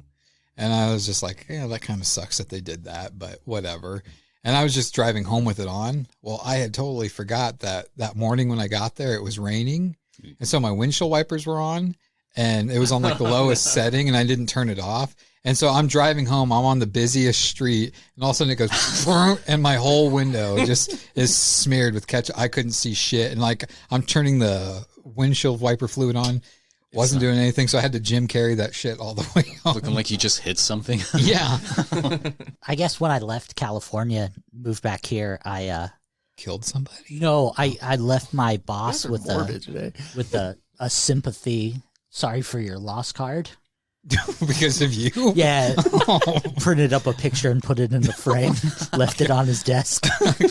He probably still has it. I wouldn't doubt it. Oh. His girlfriend was the HR person, and he ran the fishing department that I was running as well. I was his assistant. And I asked her, I'm like, would he be pissed off if I did this? She's like, no. I'm like, okay. So I got like an the most ornate picture frame they had at the Dollar Tree. And then it got like a collared shirt and a tie, and like did one of these sideways over my shoulder. And it was just like the sappiest, like, I'm so sorry for your loss. I hope you can live on from this moment. What you just said right there just gave me an idea of something we should do. You know how at like Bass Pro Shop, they have that big tank in the middle that's got all the fish in it and it's open top? We should every day go there, and we should get a waterproof picture frame and have the same picture of Justin printed out, and just every day toss one in there and just see how long it takes before somebody realizes that their fish tank has like 70 pictures of Justin just on the bottom. Justin's like, why my picture? That seems the illegal. most photogenic. Oh, that was that was fun. Reliving some old. If you guys are really big on like pranks and stuff, one of the best movies I've seen in a long time. Have you seen Bad Trip yet, Eric Andre? Not yet. It is hilarious. Joe, he's not going to. Yeah, he's not going to be here next time. Oh well, something came up, and so he really liked it. I know he just posted a review about it not too long ago. Thought I'd check it out. Check it out. Okay. What's it on? Check it out. Netflix or something? Netflix. Hi.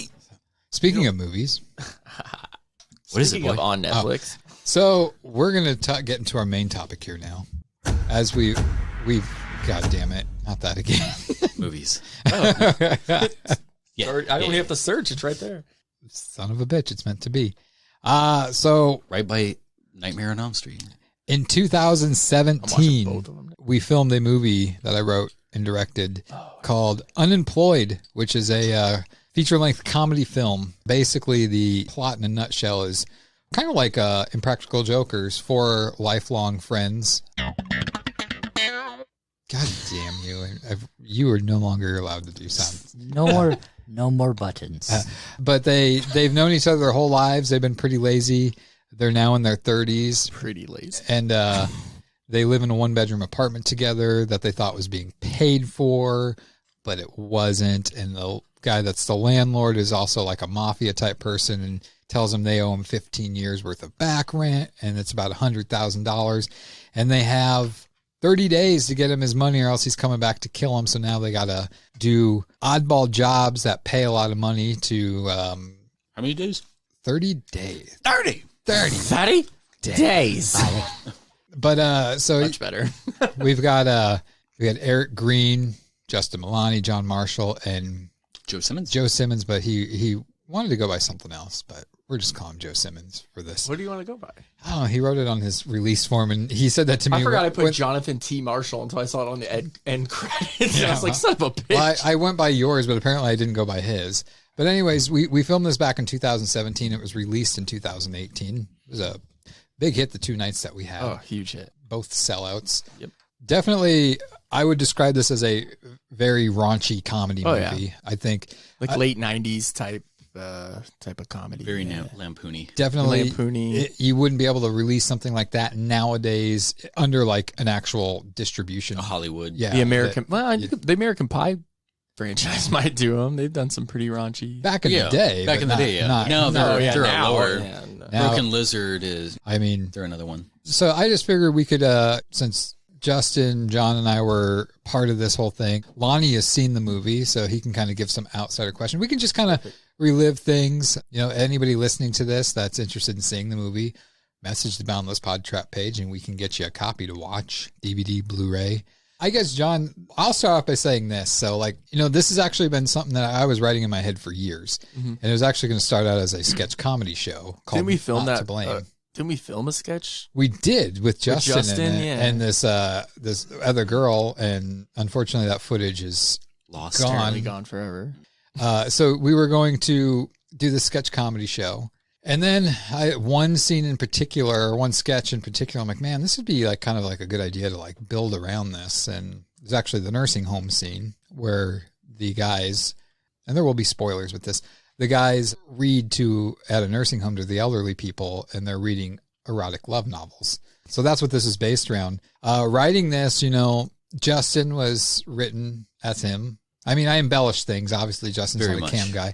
Very much. The character of John was written about John, a chronic masturbator. And then I'm masturbating right now. This is true. Paul, the character of Paul, the lead character that Eric Green played, was around another guy that with Paul Albers is his name. He was in the first feature-length movie I did, The Shadow's Edge. And then Craig is based off a kind of a guy that I worked with.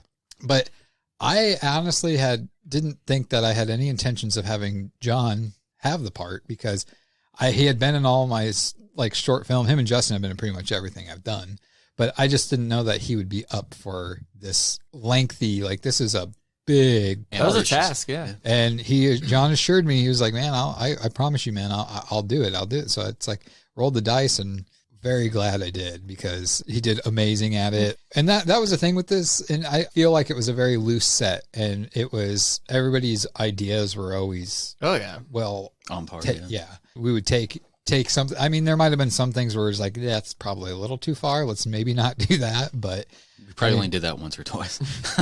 I think one of the things too that people like started to do once we started getting going with filming was not tell people what they were about to do.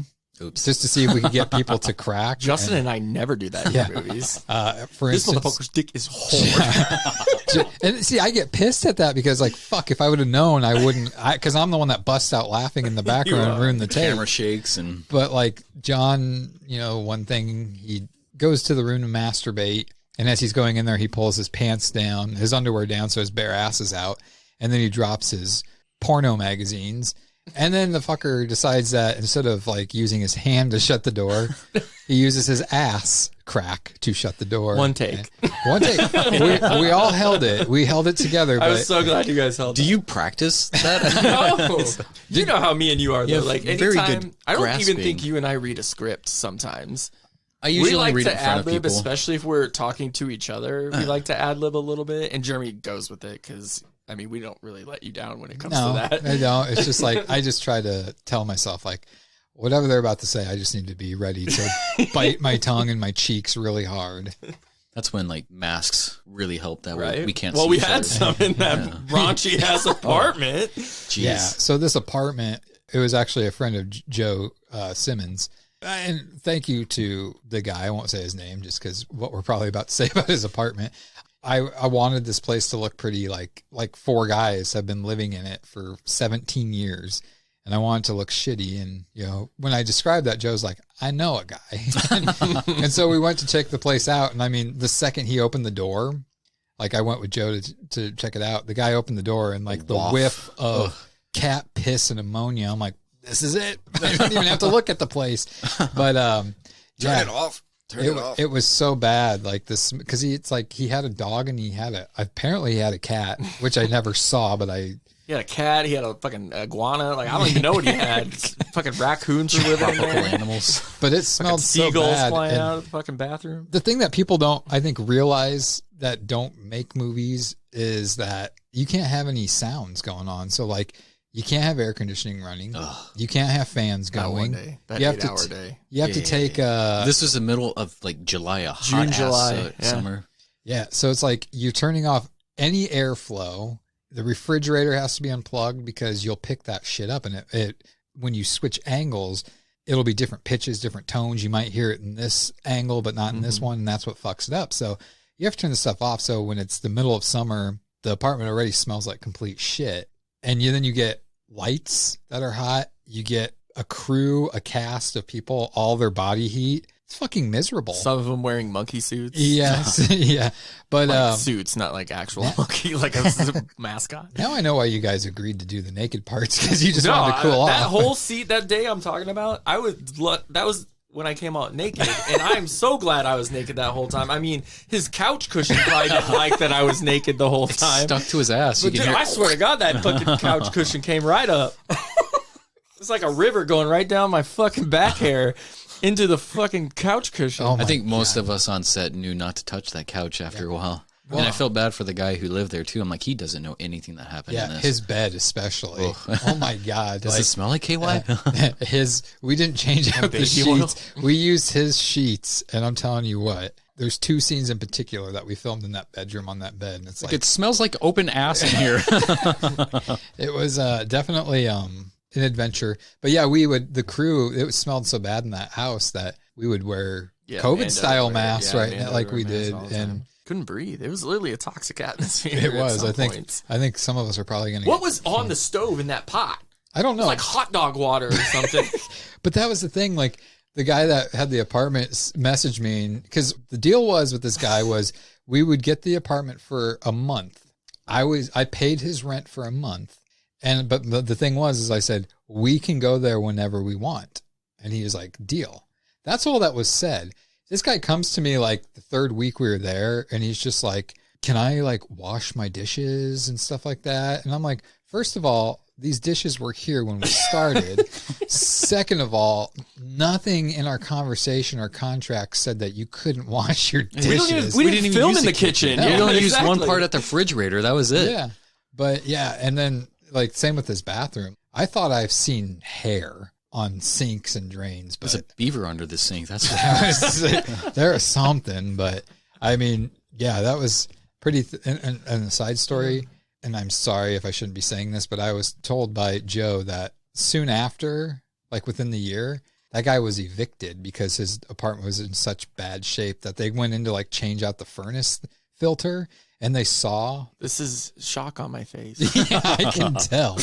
But that was sarcasm for our listeners. There's like holes in the wall as I'm staring at a hole in the wall over there. But well, that's the glory hole. But yeah, Lonnie, no, it was terrible. I want to hear your voice. We're reminiscing over here. What's like? Lonnie was not around at this time, but he's his life. What are some questions you have or things that you want to say about? When did you recently watch it? So me and Jeremy first met at wrestling when we were both working for Magnum Pro, and I'd say that was what 2017-ish. Yeah. And then we both had a hiatus from wrestling, and then when we got back together for the first Now show, I was there.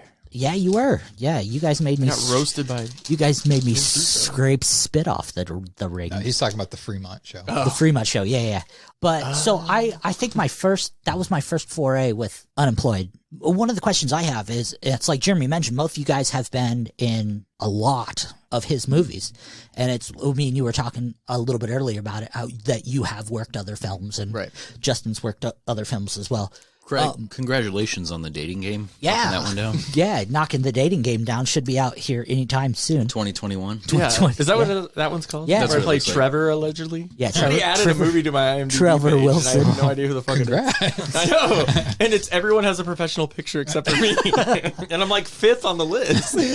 But how is that dynamic from working with other directors to working with Jeremy, who's a really good friend of yours? Like, are you able to take that working with the director dynamic you have from working with Jeremy, where you're able to give input and feel more part of the process, to another director where you're less familiar with them? Be nice, boys, as I put $20 on the table in front of each. Well, no, most of the other stuff I've been in is also a close friend like Jeremy is, our friend Rob. And his stuff is a lot of short films. I feel like anytime I do a movie for either of you, I have to be in 2 hours worth of makeup. But it's because you don't complain. Yeah, I just, my shower does afterwards.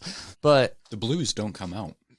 No, the reds are worse. Like when I was the devil in these movies that we've done with Rob, they're super fun, and I am able to, like with Jeremy, throw in some improv. Rob's a little stricter with that than Jeremy is, but he is open to all the input first. Okay. And then he kind of tables it and, kind of discusses it. And he's like, will this work? Will it not work? I think he overthinks things a lot more. Jeremy trusts his actors more than other directors I've worked with, I've noticed, especially in that regards of the improv and input kind of thing. But I don't have a bad time with anyone I've worked with. So, I mean, it's always a blast every time I go, except for the 2-hour shower I have to take out. How about when you? I have to play 2 creatures because somebody doesn't show up? 4. How about you over there? I'd have to say mostly the same thing. One thing that I really have the utmost respect for Jeremy is like his pre-production, his planning stages. He goes above and beyond than most of the directors that I have worked with. Somebody who actually has a budget or who's actually going to pay the actors, because most of the local stuff I do is more volunteer, more for a credit, more for entertainment, sharpening my craft. Not that it ever gets sharpened. No. You're making fun of yourself now? Yeah. And then Spike. No, I'm just kidding. But yeah, no, Jeremy, he gives lots of liberties towards their actors, depending on the comedies, for sure. He's going to let you have free range to an extent. Right. But if it has to be like serious or something needs to be this way, this is a primary shot that needs to happen. Like it's or a going to certain be phrase or something has to be in there. Yeah. Right. And so if it's specific, I understand that. And being that he is a friend, and I feel like me and him kind of click on a lot of the same levels, that I can probably look at him and be like, all right, yeah, I know it needs to be done. I know how it needs to be done. So like the next few scenes are based around this one moment, so it has to be there, but you can kind of build the tree around this set moment. And he has more input than most directors, I would say, too, because there's been so many times on a set where you're just flailing in the wind, like, Right. I'm just going to do this. Okay. I've asked you for something and you're not necessarily giving me it, but we'll see how this goes. Good luck. Okay. But Right. Well, and the reason I ask those questions is because I've myself entering the movie business has only been with the people at this table and other people. So I only know Jeremy's directorial style. I have another friend who's made movies, but his style was very lampoonish, very low budget, as in I have these 7 people. We're going to make a movie that's very, very low budget, very comical to a point where it's the more absurd, the better.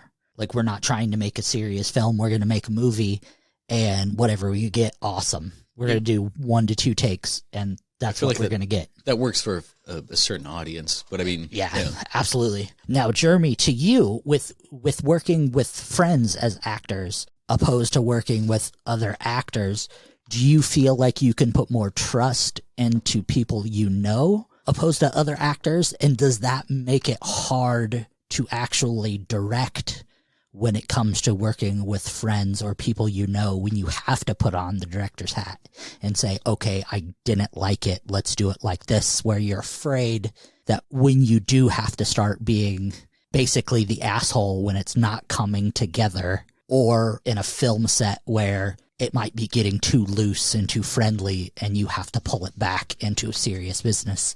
So, I mean, it is, obviously it's easier to work with your friends because you know them. But I think one thing about me is I like working with new people too. And I think that's one thing that, and the things I say, I'm not saying I'm better than any other filmmaker here in the area or whatnot. Everybody has their own style. Absolutely. And when I say something, I'm not saying it in that. And if everybody's the same, that would be boring anyway. Exactly. Oh, absolutely. Yeah, 100%. But like, I think I've been known for bringing in new faces to some of the projects I do. Like, you know, with Shadow's Edge, I brought in a guy from London on a work visa. And it's just like nobody else had him, you know, in Unemployed, Eric Green. I hadn't seen him in many things around here, and to give him the lead, it's like, wow. I'm amazed at him. Absolutely. For being a stage actor, his film acting is awesome. Yeah, absolutely. And he was such a trooper too. Well, in some of the shorty films we've done, we've worked with stage actors who've made that switch. What they take from stage and put into film, it's different. They have difficulty going from stage to film. Yeah, and that's the thing people don't realize is stage acting is a lot different than film acting. Right. And it's hard to break stage actors in film. But if you're good at what you do, you should be able to explain to people your vision and what they want, no matter what. But for me, I don't know how I am portrayed in other people's eyes on set, but I always feel like Hitler. I always feel like I'm not doing my job to the fullest. Like, I always feel like I'm below every other filmmaker out there. I don't know if I seem that I'm nervous on set. I mean, a lot of times I'm not, but sometimes, like with shorty films, the One More Body and even The Last Goodbye, you know, there's a lot of people that I've never worked with before. Right. And I was a fucking wreck with those. But once you get going, you start to get comfortable. But as I always said, I think with me, I always feel that I'm not good enough. And I don't know if that's what keeps the driving force behind me, but I didn't go to school for any of this. Anything that I learned, I taught myself through watching behind the scenes making of movies, or on DVDs, the extras, and YouTube videos. And I think sometimes, you know, I think part of what scarred me that way, and Justin and John can both account for this, is very first feature-length film I did, The Shadow's Edge, back in 2009. That was my first time really doing anything on that level. And the 2 cinematographers I had, I know one for sure went to film school. I'm pretty sure the other one did too. I'm pretty sure both of them did. I relied on them a lot. And I think it scarred me because it's like a lot of the input that I would give them would be said to me like, no, you can't do that. And it's bordered with textbook stuff. Yeah, it's like, well, go beyond that. Yeah, it's like, this is why I would not want to waste money in film school, because everybody's taught the exact same thing. And if everybody's taught the same thing, you're going to get the same product. So it's like, I feel, and this might sound kind of like better than you, and again, it's not that way, but even though I don't have as many films out there, I do feel that my films are memorable to people. I mean, to this day, people still talk to me about Unemployed. I actually was talking to this girl on Facebook the other day, And we were talking about things I did, and I mentioned that I make movies. And she's like, well, can I watch them anywhere? I said, well, no, but I sent her the trailers, and she's like, I saw Unemployed. And I'm like, how the hell did you see Unemployed? She's just like, I don't know. She's like, a friend of mine had a DVD, and I looked at it, and she's like, I wanted to watch it. And she's like, I watched, and she's like, it's funny as fuck. And of course, she mentioned the whole webcam scene. That's everybody's favorite scene. But right. That you wouldn't even show me until the theater. Yeah. Oh yeah. And for good reason. But yeah, I don't know if that answered your question or not, but I definitely enjoy working with friends. The next feature film I have planned, it's more of a serious movie, and I'm kind of being picky with who is going to get what role.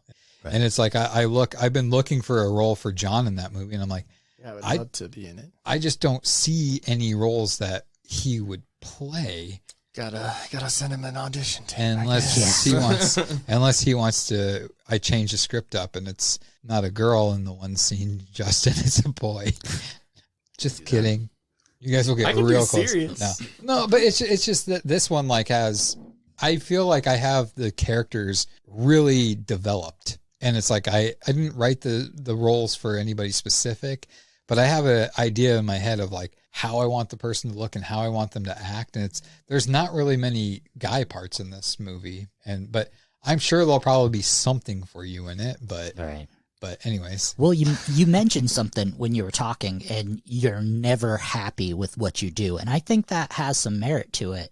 That you're always striving for better, and with you guys as well. Like when you're happy with what you're doing, you get complacent with what you're doing, and you always have to keep striving. And one of the things I love about Unemployed is you can see so much of yourselves in the characters, but there's also so much of this kind of grown personality, kind of like the best thing I can really explain it as is a wrestling bravado. This character that's so extraordinary, like bigger than life, that's like an extension of yourselves. Jon masturbates a lot, yes. But it wasn't 3 times a day. I had the day off. I was in Colorado for 5 days. I tried to give you shot myself in the face when I got home. I tried to give you a high five when you came in the door. And then we're still holding it. It was like a tissue blowing in the wind. When you haven't done it for several days, is it thicker? Yeah, no, it's thinner at first. I think it's weird. Yeah, the first time it comes out, but the second. I swear to God, that we mentioned it earlier. Our trip to Austin, it went over my head. It was I got scared. Like a triple roper. Yeah, it was like whoa.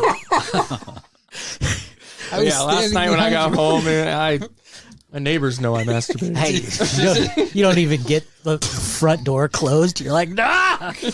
Were you like just jerking off up the stairs? Oh my God. You already have porn loaded on your phone. You're like, gotta be this. No, but so Unemployed. Well, that went way off the rails for a second. That went way over my head. Just like so did my semen. Anyway, so Unemployed was the perfect movie. What it was supposed to be. It was gross. It was. It should have been there. No. It was, and don't take any of these statements as an insult. They are not meant to be. It's just the way I'm going to explain it. It is a gross, juvenile, hilarious comedy. It is everything. When a girl calls you a boy instead of a man, this is the exact reason why they do it. And this is the things why you respect yourself for being called a boy. Like, this is the shit that makes you laugh. Like, it's like earlier when I was talking about the farting with attitude, and I literally have it pulled up on my laptop to show you when this is over. It's just stupid little things that you're gonna laugh at forever. Like poop jokes, I'm gonna laugh at. Don't bring up poop. One of my rules that I had with this is like, I'm always open for suggestions, because who am I to say that my ideas are the best? Right. I mean, if somebody has an idea, let's roll with it. Right. I mean, it's not old school, it's digital. We're not wasting film. Right. Like, you're very good at that too. I know some people that are like, no, like, even when you know idea. It's like, it's obviously going to be better. It's like, It's not. You're probably saying no because you didn't think of it first. Sometimes you I know, have to, like, with working with other people, I have to sneak it in there. Right. Right. But I think, And then they have to, like, I think have to do some that all the time. directors, It's the some only way I directors get out it there, done. it's just because their name's attached to it, and For that's sure. like it's their movie, so it's like they want it to be their stuff. But to me, I don't look at it as mine. It's ours. We made it, Right. and you know, if this is everybody's collaboration to it, I mean, there's so many things. Like if you look at the original script, like it's pretty on course with the movie, but everybody adds their little pizzazz to it, and it's like fuck. Like yeah, it's not like we Edward Norton this thing. Right. Change the entire script. Well, when you surround yourself with creative, funny people, exactly, it's gonna create this casserole of humor. Yeah, everybody just feeds off each other too, so it just heightens. That's the thing. Like before I get on to the other point, the point I was trying to make was a rule of mine is as long as it's not an inside joke, because that's one thing I think we should not do in a movie is an inside joke of something that makes us laugh, because it makes us laugh, but it's not going to make the viewer laugh because they don't know get what it. means, So that's kind That's of what the blooper reel one is. of, yeah. At least not on the first movie. You're doing 2, then it can probably feed off of it. I mean, Right. Yeah. Like the inside jokes, if it has to do with the first movie, yeah. But like if it's something in our personal lives, like, you know, we in could, that movie, nobody would have gotten a reference to me jerking off. exactly the like, baseball yeah, glove thing. yeah. But the other thing I was going to say, I totally forgot. Where were we going with that? We were talking about the heightening the humor, feeding off of each other. Yeah, it'll come back to me. But Speaking of coming on backs, the funniest person in that movie, hands down, and you guys are very funny people, but fucking Joe DeSanti in that movie. And you know, so Joe DeSanti's very talented, and I work with him every day. He's homosexual, and that's the thing too. Is he It's like, really? Is he really? Like, wow, you guys. I mean, that's one thing about it is like, he's you know, not your screensaver. I had him. He's not him in this movie. Like I had him turn it up to like 50 and absolutely. add so much Like pizzazz, an and exaggerated version of himself. Extremely. But it's just like part of me is like, I hope that these people understand. I talked to him beforehand. I'm like, I'm not doing this to make fun of like homosexuals. It's the character. Right. It's going to really make this character better. And the same thing goes for Eric Green. Like he's a heavier guy, and there was a lot of references to Fat his jokes weight and stuff, yeah. and eating and stuff. But it's just like, I don't think he would do it if he was offended by it. But it's like, I'm not doing it to offend. Like I feel like it's perfectly timed things. Right. Now I do think that maybe in the fight scene, the 2 candy bar things were might have been a little overdone, but I think in everything for those, like in the height of his severity, or like trying to figure out what he's going to do next, at Grandpa's or in the fight scene, it's like when food is in front of him, it's like, oh, okay. fuck everything else that's going on in this world. I have my food here. I'm going to ask both of you this question. It works because it was a running joke in the film, I think. Right. When you're talking about the candy bar and the fight scene. What was your favorite scene to film in that movie? Like, what was the most fun for you? I'll let you go first. Being on screen, or just your favorite scene altogether when we were filming this that stands out the most to you as like, that was a fun day? For the day itself, the strip club scene, because everything was sort of perfect. Like it was all on time. It was our first time shooting. Like I think we were still grasping who our characters were at that time, and I think that paved the way for what it was going to be, because we had a good idea of what we were supposed to do, because we did some mock trailers ahead of time. Mm-hmm. But throwing that on is like, all right, well, this is me now. This is me. Well, and that day, like, it wasn't my favorite day filming, but that was our first big full day, big scene that we were filming. A legit location. And we were supposed, I was, to get the spearmint rhino was crazy. I thought that was going to be impossible, but speech prepared and everything. And he's like, prepared. Yeah, go ahead. I go to the guy and I'm just like, so yeah, we were going to film this movie. He's like, okay, yeah, what day? And I told him, and I'm like, how much? He's like, I'm not going to charge you. Just stay on this side, the BYOB side. Okay, fuck. But I just remember there was like that too, wasn't it? Yeah. Molly's Pub or whatever. We were supposed to have a ton of males extras show up that day. Like I had like 20 guys say they were going to show up to be extras in that scene, and two showed up. And so it was just like, that kind of pissed me off, because I had the 4 of you main characters. We had the late Sean Wade, who passed away. He was a character. And then I had, actually it was 3 other guys show up that were extras. And I think one of them wasn't even going to be an extra, Michael, yeah. It was just that nobody showed up. And I'm like, well, fuck, this is supposed to be like a happening place. Mike was written into as a Mike special character became for a running joke in that movie. But like, I just remember people were asking me that day, like, how late do you think we'll be? I'm like, I kept asking because I had to pick up my mom at the airport. That was like 10 pages or so, 10 or 12 pages we had to film that day. And I'm like, I told people, I was like, well, I'm hoping we should be done by 5. And I remember I yelled cut. I looked at my phone and it was like 4:58. I'm like, get the fuck out. Cause I didn't look at my phone all day. And so that was a fun scene. For that day, that was like one of my favorite days to shoot, but my favorite scene would have to be the webcam scene. God. It's like, it was just so stupid funny. Like, we just kept going further and further. I think a long day. Much of that was written in, but we just kept on adding more to it. More KY, more utensils. That kind of spiraled downhill ideas. And the fact that we had to throw that in my face like 18 times. Like, we tried you throwing it, I throwing it. Like, so he's talking about, it's a webcam scene. Paul, the main character, his grandma, he got the idea to test sex toys. It was Craig's grandma. Yes, Craig's grandma. And she said that you could always test sex toys. Sometimes they pay up to like $5,000. And so he does it and he gets this little bullet vibrator. And what I added to it was that it was Bluetooth, the first Bluetooth vibrator that you sync up to your listening device. And if it's like a harder song, it's a little bit more intense. If it's a soft song, it's softer and stuff. Well, he's reading the instructions and it says insert it. So he inserts it into his butthole. Well, then he realizes that anal cavity. He realizes the next one has a warning that says before inserting, make sure the safety string's attached. Well, he didn't attach it and it says, seek medical. If you do this, you're going to have to seek medical His butt help. was just like, and they're trying to make money so he can't have a hospital bill. So he goes running in the room and Justin's a webcam person. Long story short, Justin was doing a marathon. He left to go get more baby oil. So the camera was still on. Jon walks in the room and he has to help Paul's character try to fish out this device.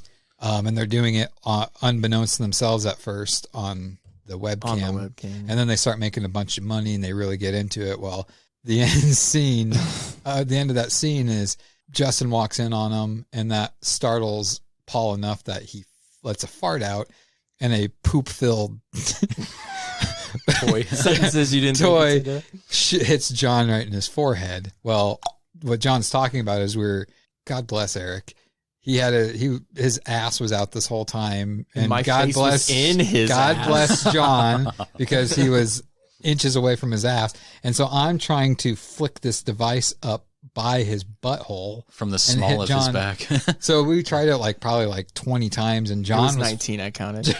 Jon was actually the final one to get it down to where he. Yeah, I basically had to throw it at myself from that angle. I don't know what. And it was covered with chocolate. Yeah, it's peanut butter. Yeah, peanut butter and chocolate. I think it was chocolate. It was just chocolate. It was a melted chocolate. Yeah, and it kept getting more melted as we went. Well, there's hot as balls in there. There's a poop, not a blooper, but a slip up. Yeah, Jon before it farts and hits him, he's got chocolate on his face already from one of the previous times. We didn't wipe it off, so it's like he already had poop on his face. Well, he wiped his face a few times. I'm like, he had the gloves on and he, So that was not your favorite scene, Jon? It was fun, but the payoff was definitely better. Yeah, because you guys didn't show us anything. I saw a sneak peek when it was halfway done. But you wouldn't show me and Eric the scene. And I was so nervous because that was so much work put into it. And I felt so good about it that I was just like, I need to know if this is good. I need to know if this is good. And you're like, no, we're going to show it. You're not going to be disappointed. And I'm like, oh God, at the time my girlfriend was there and all my best friends and my parents were there. It's like, by the way, sorry, Mom and Dad, you had to see my ass close a door.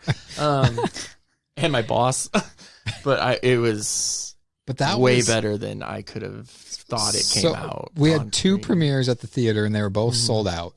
And it was the bigger theater. On 2 Wednesdays, yeah. And people were I will admit, the opening speed dating scene, people had chuckles. And I just remember the first night, some of the things that I thought people would laugh at and they weren't really laughing. I know Logan was sitting next to me and I looked at him like, this is not good. But once it got to past that speed dating scene, it was just roaring laughter. And that was, I can honestly say this is probably one of the first opening night was probably one of the best memories I have in my life, because that whole webcam scene, people were just eating everything up, laughing at it. And that last part with the and it hits you in the face.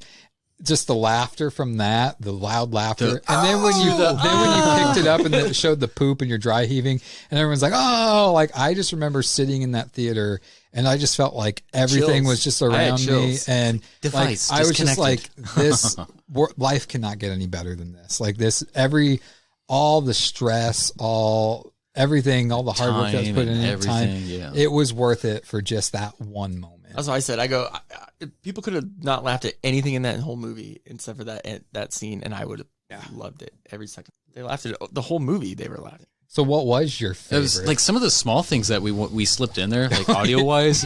Like for your masturbation thing, I was like, put in like a little toy, like, and it was like twist it. And that was the thing. Like Logan sat next to me, and like I knew that was coming because when we were editing, I was laughing so hard I was crying every time that happened because it's so random. And in the theater when that came on, he's like going through his masturbation tote, and then all of a sudden it's just like twist it.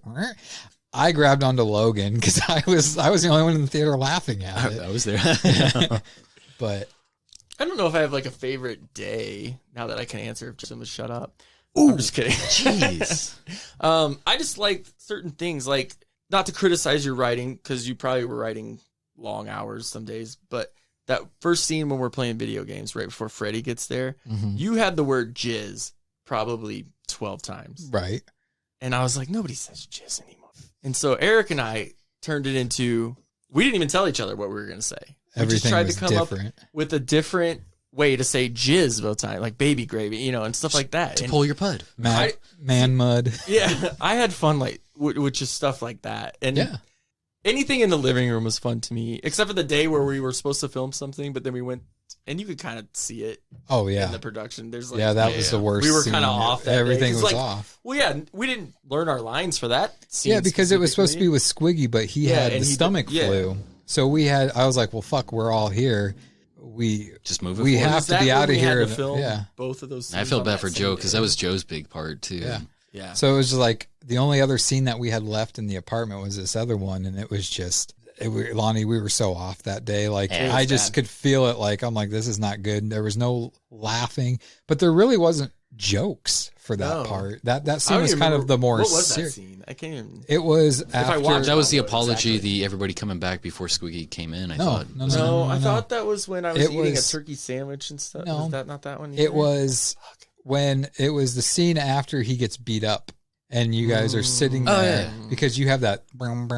That's when Joe comes in with the list to go to the nursing home to read to the old people. Because you're depressed because you just found out that the stripper that you grinds on you all the time was your long lost sister.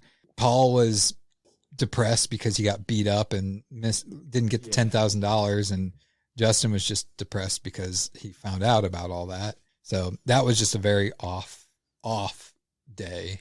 That was like the only day though. The only day that I could think of that it was. But do you think any of that added to that moment? Hey. Who are you? I don't think so. Only because when you watch it back, you can just see it. You can just see disappointment. There's like not a lot. Because you guys didn't know that. You had no idea that was what you were recording that day. Because it was last minute. Totally into the characters that we were gonna, or like our reactions and emotions and stuff that we were gonna do for that specific scene, and then to go into this scene, and we're like, oh shit. I think luckily for most of us, we all had like change of clothes, but. Right. Yeah. I always brought a change of clothes just in case. You guys had like an hour or so to memorize that scene's lines. We even had the script on the floor for some of them. Oh, yeah. Because I was like, there was one line, I can't even remember. When I go back and watch exactly what the line is, but I couldn't remember fucking life of me. I kept looking at Justin like, you got kicked off of the whatever. Yeah, like it was, I was just like, I'm totally not ready for this. And it was only like, we only filmed like an hour that number. But yeah. Well, that's all we could. Like, it was supposed to be a longer time, but. I had fun that whole time except for that. Yeah, I don't think that there was ever a day where I was like stressed out. Like even the bigger scenes, it was just like we were there, we were having fun, everything was going smoothly. And the worst thing is when you have people there that are an extra, or even if they're a main character, that has lines, but they're not until the later part of the scene, and they're there sitting, waiting. You look at them and you can tell that they're annoyed that they're there. They're annoyed that they have to sit and wait because, you know, as much as you want to be on schedule with things, sometimes it doesn't happen. Right. Especially in horror movies, That's the rough because thing. when you have makeup that you have to do, you could say, yeah, you have an hour, but I'm not going to rush a makeup artist if they're not done in an hour. Resetting a scene character can't remember his fucking And so lines. that's the only time. That's the only time when it really kind of irritates me, because it's just like I feel like then I have to like really hurry because I feel like I have to cater to them.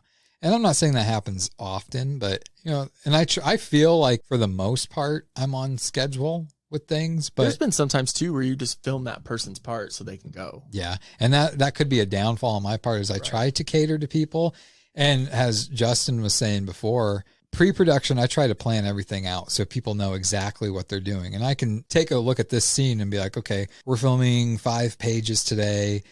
Depending on if it's just dialogue or if there's a lot of action, I'm like, 5 pages, this will probably be about 3 hours. So I'm going to say 4 hours just to give us an extra hour. So if we do film for only 3 hours, I look like I'm good because I said we'd be done at 4 and we got done at 3, but I don't know that to me, that's the most stressful part of the movie is planning the pre-production. I love doing it, but it's stressful. And then when you get people the thing is I don't really pay people for the most part. And so I could tell them when I meet with them and it's like, well, I would like to give you the part, but you have to give me your time. Like I can't have you be like, no, I can't do this. You have to work around my schedule. And a lot of people will say, yeah, that's fine. But then it's like we start going and then all of a sudden it's just like, oh, I can't be there this day. I can't do this day. And so now I have to plan around their schedule. That's why I've had to play multiple characters sometimes. Right. So that, and like when people bring their outside issues, I guess, on set, it's like, come on, man. Like we're here for a job. What's like the funniest moment you can remember on set? Of unemployed? On set? Yeah. I think we always had the go-to Jim Blossom song. Yeah, that was about you. Bus stop. Whispers at the bus stop. I started singing that one day, and it became the unofficial song of that movie. But I don't remember hearing it that day. Like I keep telling them, like maybe I drove by somebody that had it. Like I felt playing in their car. Or I want to say I heard it a few station times coming something. to set a few times, especially going to the apartment. I remember Joe would whistle it. And it's just like, this is weird to say, but it's like he has the most beautiful whistle I've ever heard in my shapes all around. I even told him that. I'm like, dude, you have a beautiful whistle. I know. You got a beautiful whistle. But it's got to beautifully contour the mouth. Yeah. Oh my. Again, if anybody wants to see this movie, what's up? Message the Boundless PodTrap page and let us know. It isn't free. It's probably, I don't know. We figured out prices if it's like $5 for a DVD or whatnot. I believe it was like either $8 to $12 depending on DVD or Blu-ray. We're still trying to obtain possible footage because some of the footage that we do have is only partial. The main cinematographer still has or should have the raw footage that we're trying to make into a blooper reel. If you want just the movie itself, it's ready for you. But if you want the blooper reel, it's going to be a 2-discer. So that will take some time. And there's not a deadline as far as when that will be complete because we have to pretty much start from scratch. Yeah. So if you want I think I might have like a couple copies from the first batch on DVD. Those would be just $5 at this point for those because there's no special features on it. That is one thing I want to say about this song or this movie too, is there's a music montage scene where the boys start getting on par. I was going to say things. that was one of my fun days filming. Yeah. So I didn't really know what we were going to film. We just kind of with it. Right. We just filmed random stuff. Right. But I always envisioned the song The Touch by Stan Bush. That was popular in the cartoon Transformer movies in the 80s. It's like, you got the touch. And so I went out of my way to contact Stan Bush to get permission. And I mean, there's a story behind that. Like when I first I'm always honest with people. I'm like, there's no budget to this movie. The budget's out of my pocket. I have empty pockets. And I'm willing to put a lot of money into projects I do, whether it's wrestling or movies or whatnot. And I probably shouldn't, but I love doing it. But he named a price, and I'm like, whoo. I just said, I don't think we're so far out of the ballpark, I can't even see it. And he's like, well, no. He's just like, that's what I would charge like a studio to do it. But he's like, for you, he's just like, how about this? And it was still a little more than I wanted to, but Eric Green was very generous to help give a little of that money, or a lot of the money, to him. So it made me happy to use that song "The Touch" by Stan Bush. So people that hear that, I think some people think, oh, you're using that illegally. It's like, no, we paid for the rights to that. It's credited. Then the end credits song, that different story. That was the thing about Joe Simmons, is he was like he had the network. Like, he was like, anytime you do something, like, you'd put a poster on the wall. I was like, did you contact that place? Because there was a Michael Boughton poster on the wall, because it was a Michael Bolton poster that I found at a thrift shop, and we had it on the wall, and he's like, I think that maybe Michael Bolton could probably sue for that. And in my head, I'm like, no, he's not going to. But then it's just like, the more he kept going on with, I'm like, fuck, maybe Joe's right. So we ended up taking a marker and changing it to Michael Boughton. So masturbating? No, from your movies. No. But no, those were good times.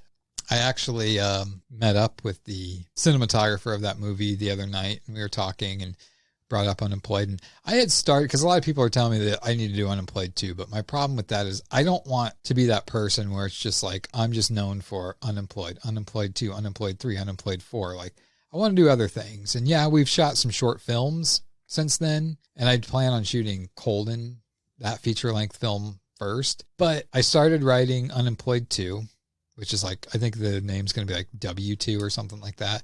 I have the opening scenes written, but I was talking to... Good job. Get the fuck out of here.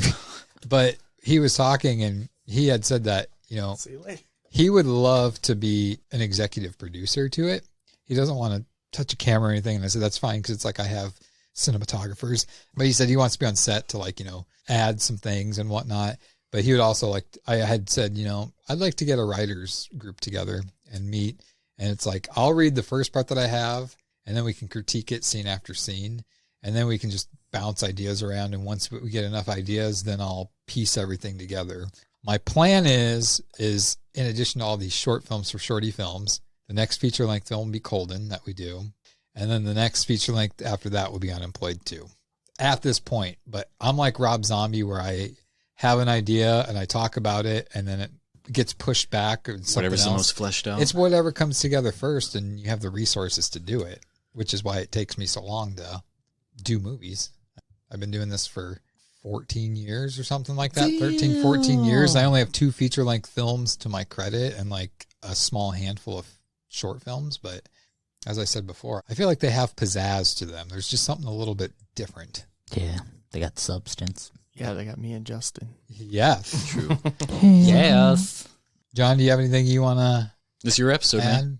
Thanks for having me, guys. I really, fun. We'll have to have you back every now and then. Yeah. It'll be fun to just catch up on that. I mean, because we haven't even touched like things that we've done in the 23 years. That's what you think, me. The We've Shadow's been touching Edge the whole time. We could definitely do the Shadow's Edge. We should do a Shadow's Edge one. That'll be that's a different experience. That definitely I don't. was. Different group of stories. That's the only time on set on the Shadow's Edge where I've ever yelled and raised my voice. Well, maybe because I'm an idiot. I don't. And I don't mean to start infighting, fellas. I think I like Shadow's Edge better. I was going to mention that because I remember I asked you once you saw both of them, and you said you liked Shadow's Edge better, and I was shocked. I love the trailer. I just and think, the poster. I'm the poster too. And it's like I said, it's a very different kind of comedy than I choose to listen or choose to. He didn't even watch it. He just listened to it. Yeah. That's why. But Shadow's Edge to me, with a little tweaks here and there, I think it's big budget quality. I really did like shit. Big budgets have taken the story. Hung? Token. Hanging? Token. I think that with little tweaks, Clown House could have really been House something. of Clowns. House of Clowns really could have been something big. If you want to watch it, it's what, $50? Yeah, you can get your own copy of Clown Well, you House. can get the original when it was called The Shadow's Edge on DVD for $50 on Amazon. I didn't set that price. Let's see what it is now. That's not autographed. I'll autograph it. Yeah. Bring it very, to me. very devalued. $51. I played 2 characters. Well, here's the thing with Shadow's Edge. Don't sell the rights. And I'm on the poster. I'll sign that. That movie was supposed to be way more gory and graphic than it was, but due to somebody lying about their abilities and didn't really test things out, a lot of the effects had to be scrapped because they didn't look real at all. We should say this. We will. I want to be. That's the teaser. 2 hours. Are you still looking for it? With a mold on me. They must have sold them all. Yeah, I'm just. I don't want to tell you how much time I spent in makeup. I was trying to find the seeing pictures. a bunch of books. 2 fucking killers. One's a clown. I almost got killed. Do you do that? I've always said it would be kind of fun to. I can't watch that movie. Redo anymore. The Shadow's Edge now. Absolutely. With all the knowledge I have now and experience and the. I mentioned that to I think Brian. Can I get a hell yeah? That would be scrapped. That was the dumbest thing ever. I don't know why you. Sometimes I don't know why you keep that. One thing I do want to shit on one of your jokes in Unemployed. Okay. I don't know if I told you on set, but I was like, this is going to fall flat. It's not funny. It's not funny. The grandma of douche joke. No one laughed at that. I don't think it was supposed to be It funny. wasn't really. I don't know. I was like, ugh. Every time it came out, I was like, ugh. Because I think it was the falling flat, which was the joke, because Squiggy didn't get it. He's like, that doesn't have the same weight." Maybe I can see it. It was that just way, more but- so that it was like that's what Squiggy was fixated on, was he wanted him to say grandma of douche, and or Paul sidestepped it and he's like, no. It's just like that to me was what it was, but I don't know. they If it was can't on all- TBS, that'd be cut out. They can't all be, if it was on TBS, everything would be cut out. It'd be a 10-minute film. You It'd be like, couldn't hello, this do is the Unemployed. speed dating scene. You couldn't do the opening scene. Couldn't do the webcam scene. I think the only scene you could do is him at Grandpa's. You can show Even the then. setting of everything, like the outside building of the homeless. Yeah, the homeless. That was the thing too that cracked. You weren't there for this part, but post-production when we were editing, it was Justin, Logan, and I. Oh my God. We were laughing so hard. Like just the things like adding sounds like that scene at Grandpa's house. Like I just said, I want to have that part from that intervention where the guy's like, does that cry. So we had that. And then for whatever reason, we were talking about that. I was like, do you remember that Aaron Neville, like cotton commercial? The touch, the feel, the fabric. And then Logan decided to, when he was at home, do his own commercial about chronic anal itch and whatnot. But you're not finding it? It's not on there anymore. They must all sold out. There's a movie. I didn't get any of those royalties. There's a movie called Clown House. Yeah, I have that movie. But yeah, it's only $9.82. What's the one we did for the silly stories too? Junior. Junior, yeah. Remember when we played that one? Because that was down in Lincoln, right? That we played Yes, that. that's the Jojo.